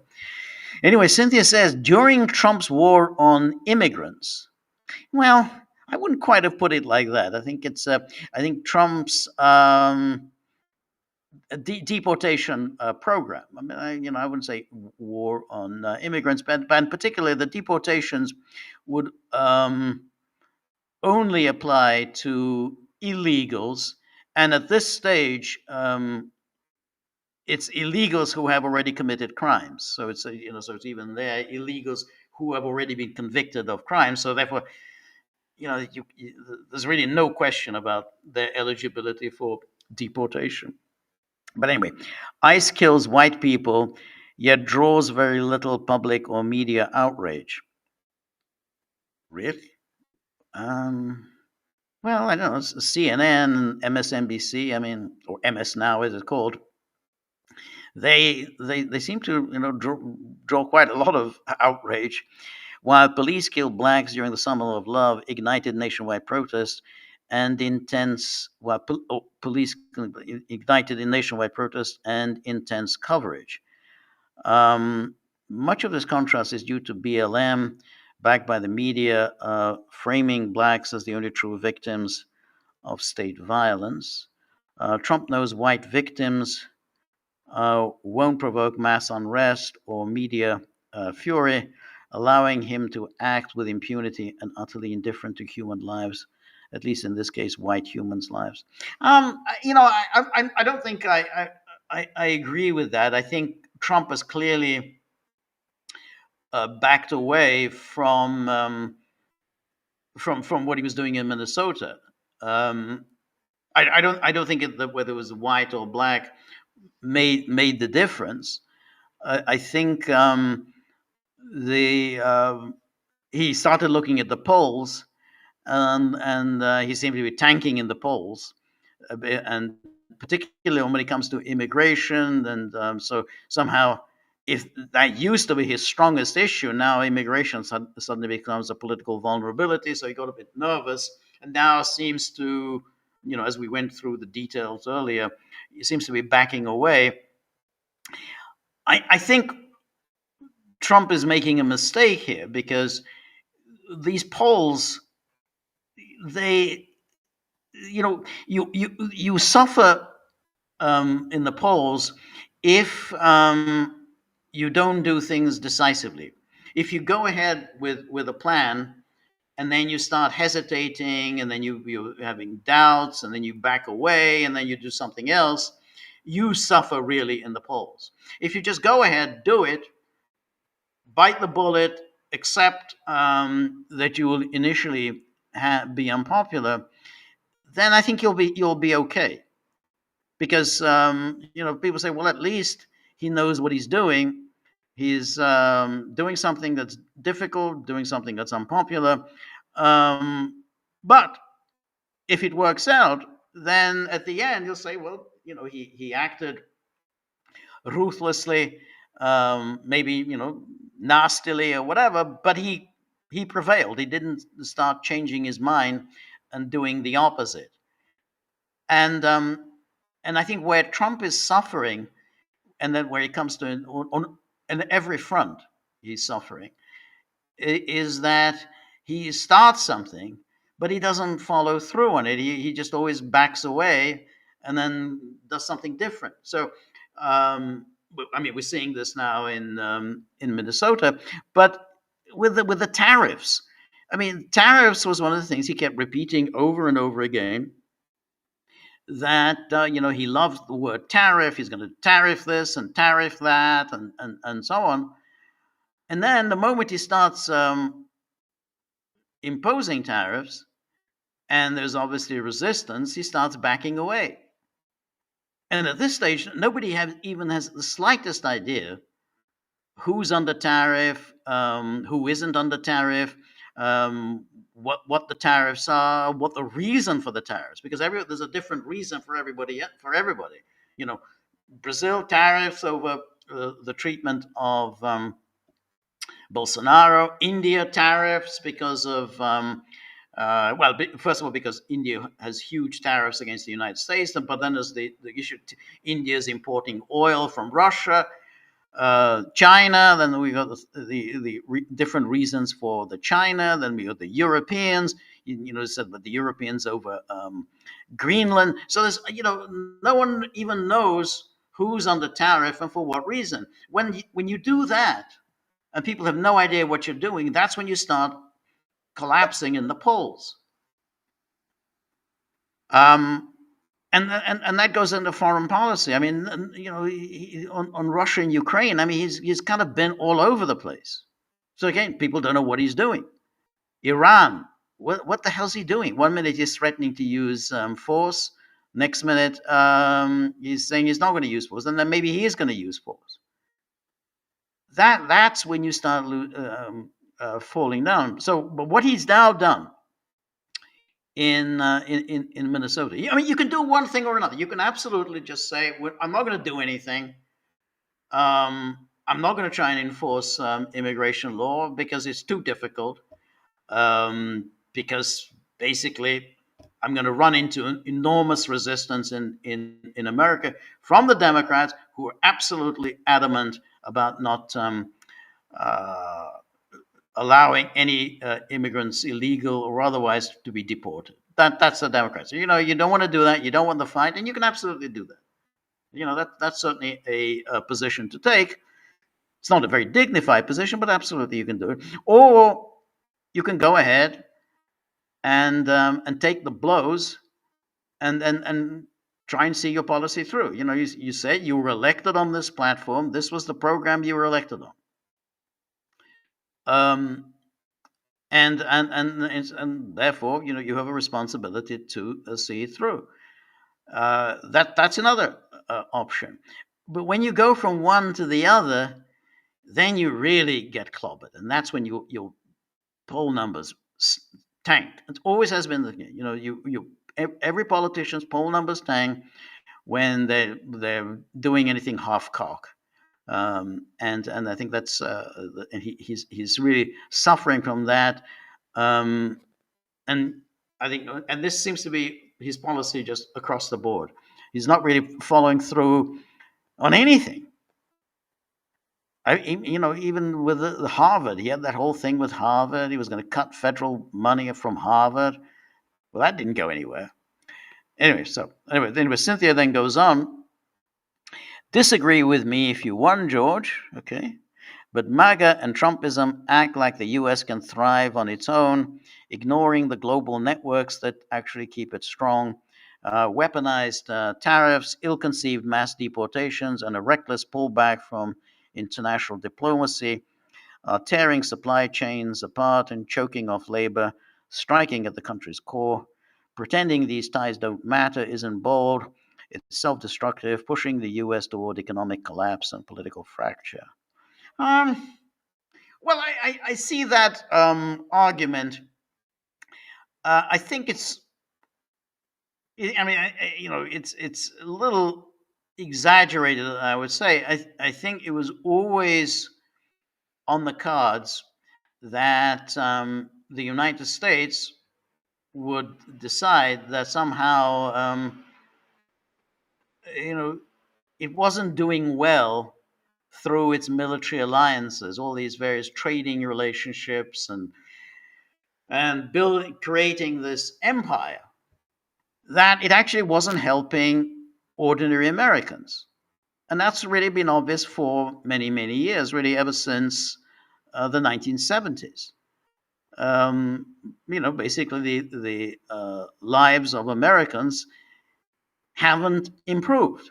Now, it's, all of those trading relationships and so on, but the trading relationships are massive trade deficits that the United States runs. Now, the trade deficits mean that jobs and industries are exported from the United States. That's why you run a trade deficit. Jobs producing goods for Americans in America are now no longer there. Instead, they are these jobs are elsewhere, and the goods that were once produced in the United States are now produced elsewhere and imported into the United States. So that means jobs have departed America and they're found in some other part of the world. So Americans aren't benefiting from it. Loss of industries, and loss of the kind of edge that once America had. Like its auto industry and the shipbuilding industry. These were key areas where the United States used to dominate, and those jobs have gone somewhere else. So that was really the promise of Trumpism, is that somehow jobs would be brought back to the United States. Um, that in the business of running this empire, Americans weren't doing particularly well because it was all essentially others were benefiting from the United States. These military alliances were draining resources from the United States. Now, finance was, of course, doing very well, and so it's finance, because dollars, because of America's trade deficit, dollars were finding their way elsewhere. And what do you do with the dollars? Well, you plow them back into the American financial institution. So they were doing extremely well from this American foreign policy, and which is why Wall Street and all their hangers on are so eager to continue with this policy, because it means you continue to run these trade deficits and you continue to enjoy all these dollars coming back into Wall Street. But ordinary Americans were not doing well, and it's not rocket science to just look at the statistics of the standard of living of ordinary Americans, the healthcare of ordinary Americans, the infrastructure of ordinary Americans, because none of that, all of that money was just leaving American shores and ending up somewhere else.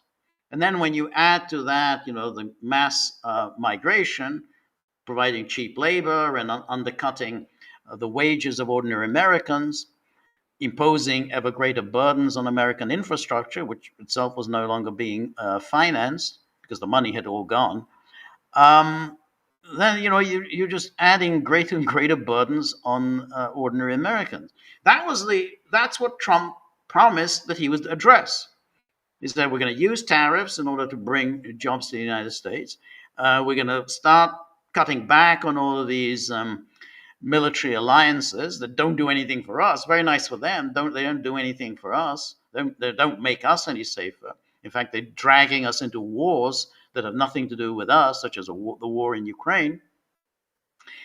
And we're going to stop this flow of cheap labor into the United States. That was the program, and I think that makes a great deal of sense. So I don't think it was cutting off relations with the rest of the world. I think it was trying to rebalance America and the rest of the world, so that Americans would be able to enjoy some of the high standard of living that Europeans enjoy.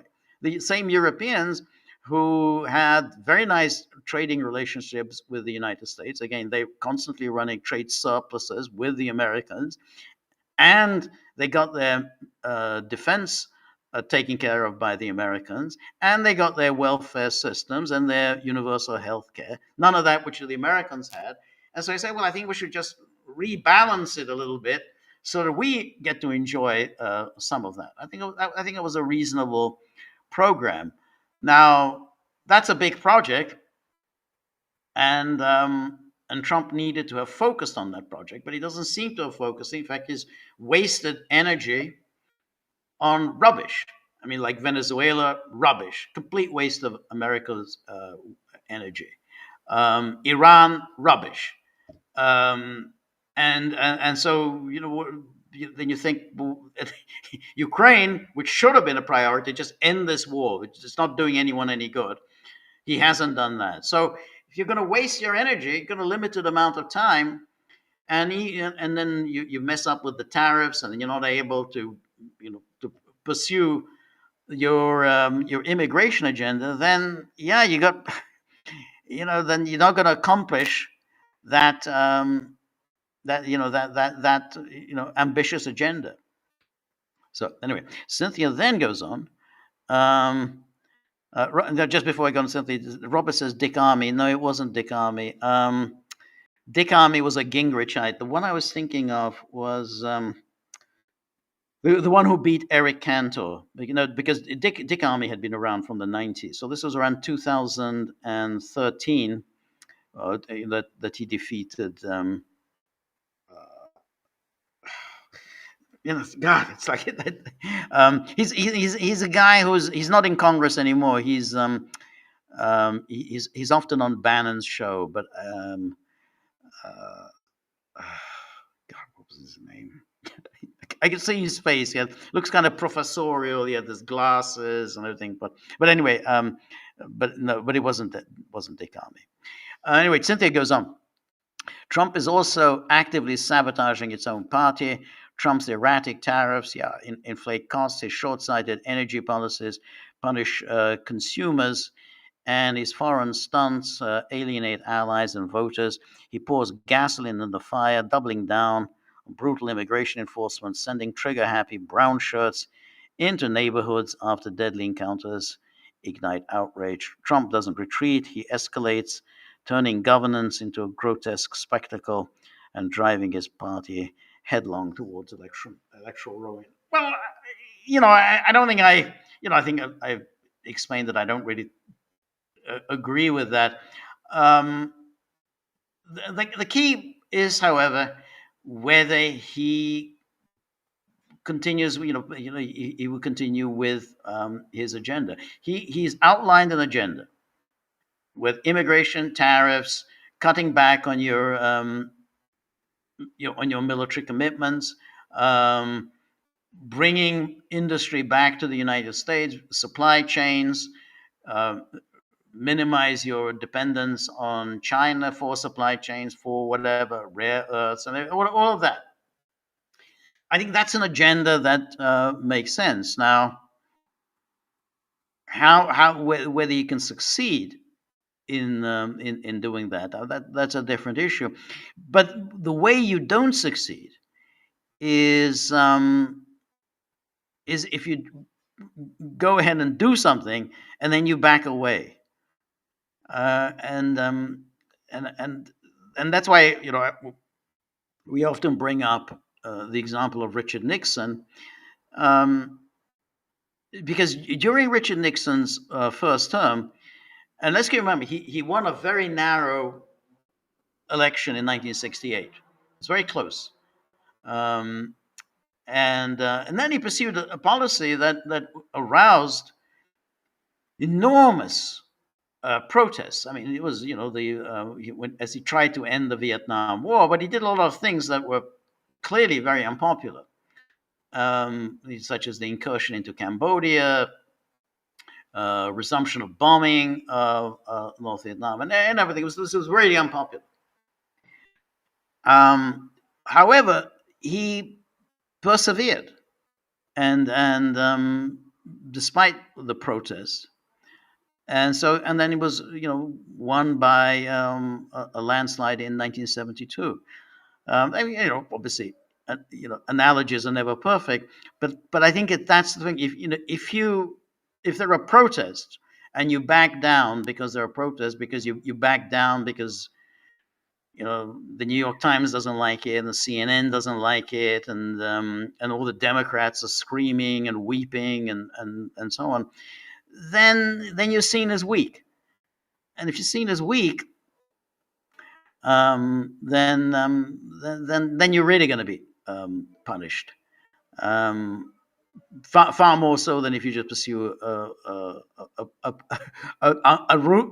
unpopular policy. You can pursue an unpopular policy because you think that's the right thing to do, even if it isn't. You at least enjoy the respect. If you do something and then you back down, then you get really clobbered over the head. Anyway, thank you so much, Cynthia. And then Robert, always good to see you, Robert. Just Dave Bratt, that's the one. Yeah, Robert finally has Dave Bratt. That's the guy. Yeah, that is it. He's the one who defeated Eric Cantor and caused this panic in among Republicans, and they decided they weren't going to go along with Obama's amnesty plan. Anyway, Robert, thank you so much for your generosity. Robert says, at a policy level, stealth beats spectacle. Yeah, I think I agree. If the goal is to locate illegal aliens with criminal records, quiet data driven identification and administrative pickup is safer and more effective than raids. The US already uses platforms like Palantir to find foreign targets abroad. Doing so domestically is technically easier. Force signals toughness, but discretion delivers results. Well, I think so, but the case of Minnesota was very difficult because they had the information. They were just simply released. So once they're released into the community, you have to go pick them up. And there was enormous resistance. And this was a resistance clearly encouraged by the Democratic establishment in Minnesota. So, that's what they tried to do, try to locate where these various individuals were who had been released from custody. And during that process, they were meeting resistance. And we can see now that this was very, very well organized. They had the signals chat. They knew exactly where ICE was going. So therefore, they were able to, where ICE was going in order to pick up people, and therefore they were able to move their protests to wherever ICE would go. So this was very well organized. So in other words, they we know this from these signals groups that they were in the business of organizing these protests, organizing them at where ICE was going. So ICE was finding out this information, the data-driven information. Where were these migrants who had been released from custody, where they were going to go, and then they would be meeting protests there. But a lot of this, the whole purpose of these protests was to provoke violence. I mean, all of these events, they're always about let's provoke overreaction. And so therefore that was the intent. The intent always was that there would be incidents such as with the good woman and Pretty. I mean, Rebecca Good. I shouldn't say good woman. Rebecca Good and Pretty. That there was something like that, an event like that would happen. I mean, if you go in and you get people on the ground who are going to be there trying to resist what ICE is doing, there's likely to be violence, and that was the whole purpose. So it was it was a setup, and so I agree, stealth is good, but I don't think it was really possible in Minnesota, given what the Minnesota Democrats were doing. So, they've been doing that. ICE has been doing it in other states where there was cooperation with the local state police, and that's why we don't hear about that. But that we heard about it in Minnesota because the police were basically told to stand down, and the Minnesota Democrats were actively resisting ICE. So anyway, thank you so much, Robert. It's a very interesting point, and thank you for remembering Dave Bratt. I don't know why the name was so difficult, given Bratt is a sort of an unusual name. Um, anyway, Cynthia says, "You're so right, George. After ICE agents shot an unarmed man in Minneapolis, the Trump administration immediately tried to spin him as a terrorist who threatened officers. Videos quickly proved the story false, but the lies didn't just collapse. They attacked basic rights, implying people lose protections when they protest, carry guns legally, or face federal agents. It was a blatant assault on the First, Second, and Fourth Amendments and blow up in their faces." Um, well, that's an interesting point. Um, yes, now obviously you have a right to protest, First Amendment, correct? You have a right to carry arms, Second Amendment. You have a right to observe police enforcement. You have a right to film police enforcement. Um, the problem here um, was that they were impeding police enforcement. And that's, I think, a more difficult issue, because you don't really have a right to impede law enforcement. You can observe, you can film, you can carry a gun, but you don't have a right to impede. And when you do that, then bad things can happen. I mean, that's not a justification. We obviously there's going to be some kind of an investigation as to what happened in the event on Saturday. I mean, I look at the footage, and to be honest, I cannot figure out what's going on, and I don't think people can figure out. And it's just ridiculous.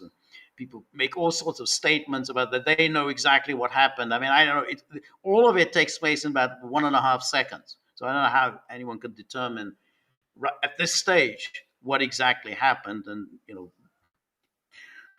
what exactly was going on. I mean, obviously it's a terrible event, but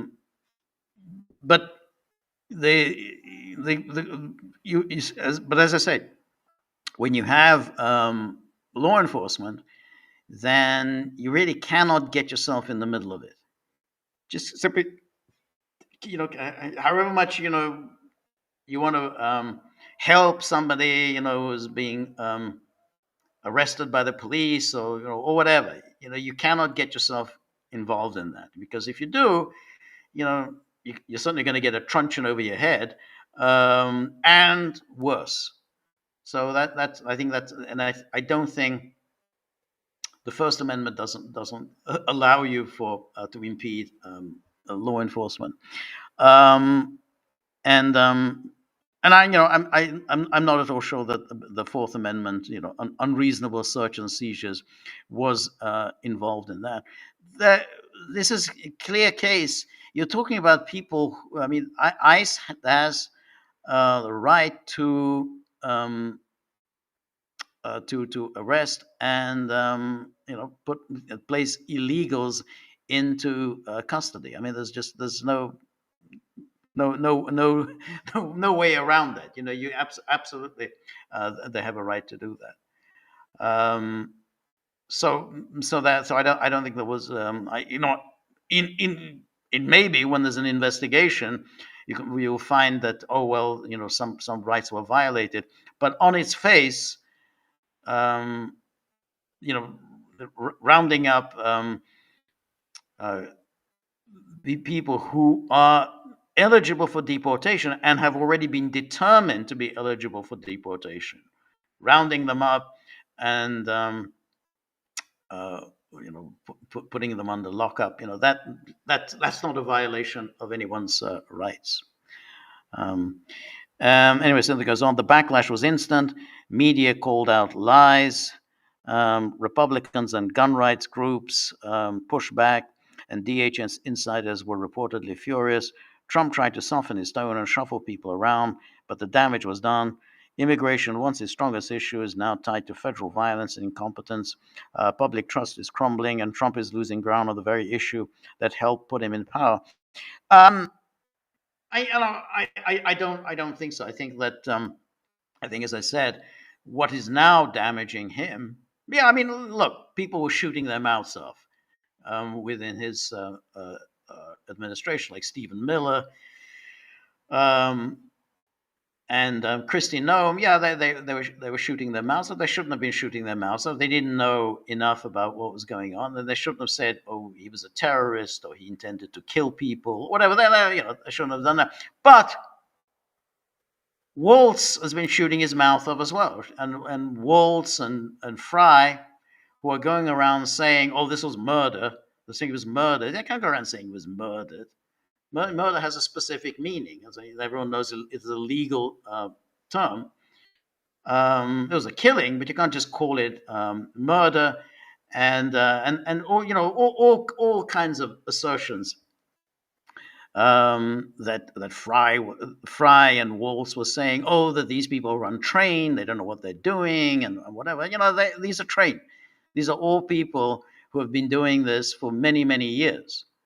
So for him to say, oh, they're just untrained, these are untrained officers. Well, so he's, they're shooting their mouths off. Both sides are shooting their mouths off. But they ultimately, where you sink in the polls when you do anything half cock. When you just say this, okay. Um, if you look at all the polls have been quite clear. You ask people, do you think people who are in the country illegally should be deported? Overwhelming majority. Overwhelming majority. So you should have the support on the business of getting people out who are in the country illegally. You're not throwing out people who are in the country legally. You're not throwing out American citizens. You're throwing out people who are in the country legal and who are eligible for deportation and have been determined, adjudicated as being eligible for deportation. It's never, it's not like, oh, well, we don't have a court. The court has already decided that they have no business being in the United States. So there aren't really any rights that are being violated here. But if you don't follow through, if you start off and then you don't follow through, then yeah, and then that's going to be then you suffer. Let me have and so anyway, thank you, Cynthia. And then here is Marty. Let's look at it. He says he can dish it out. Okay. Trump mocks Biden for repeated stumbling. Yeah, I look. You're right. Trump shouldn't have done that. Because I don't think those stairs. They're not the easiest to to traverse. It's easy to trip up. Even if you're much younger, it's very easy to trip up whether you're going up those stairs or down those stairs. So he shouldn't have made fun of Biden. But if you recall, even during his first term, he kind of slipped, and then people would say, "Hey, there's something wrong with him because he slipped." And yeah, it's easy to slip.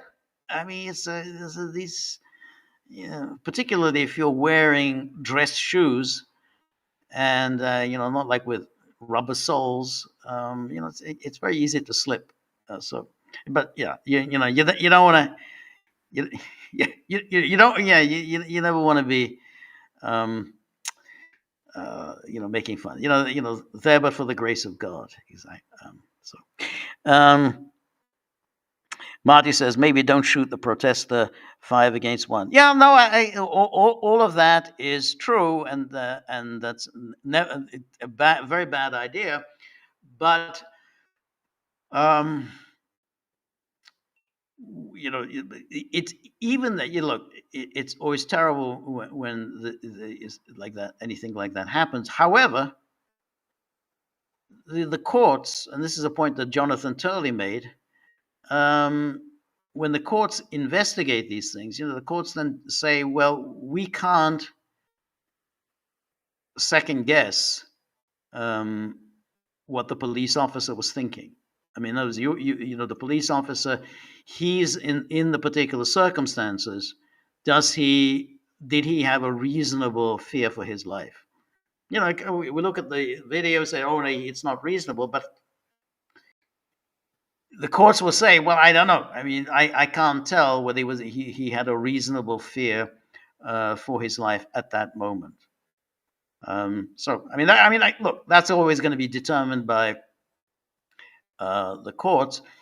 All I can just say is it's never a good idea, never a good idea to get yourself in the middle of in the middle of any kind of law enforcement. I mean, it's just not going to end well. It's an argument you cannot win. However unreasonably the police are behaving, however unreasonably the police behave towards you. You talk to the police and they're asking you nasty questions and rude and doing things that you think are stupid. Do not get into an argument. Just say yes, yes, officer. That's it. Because it's an argument you're always going to lose. And I think Todd says incident happened within the split second. It's not like they had time to sit there and go, oh yeah, he's got a license with that gun. And so I think that's the point, and I think that's the approach of the courts. They say, look, we can't second guess what the police officer was thinking at the time. He had 1.5 seconds to make a decision. Did he have a reasonable fear for his life in those circumstances? Say, well, I don't know, maybe, but since you can't second guess, you say it's not unreasonable that he believed that his life was in danger at that moment.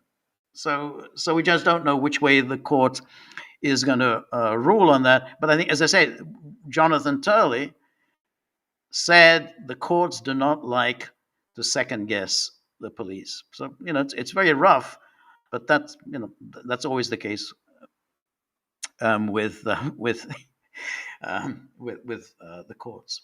Anyway, my time is up. Thank you so much for all of the comments and questions and arguments, and it's always interesting and stimulating to get into these discussions and debates, and so on. So thank you so much, and we will be back on Thursday. Look forward to discussions then. And thank you for everybody who contributed to the tip jar. I really appreciate it. As I always say, the dogs, they're in a different wavelength. They're not in the appreciation business, so they get irate, and tend to take it out on me about the tip jar. So it's going to be it's always very hard negotiating with them. Anyway, that's my problem. Thank you, everybody, who joined me. Look forward to seeing you on Thursday. Thank you. Good night. Bye-bye.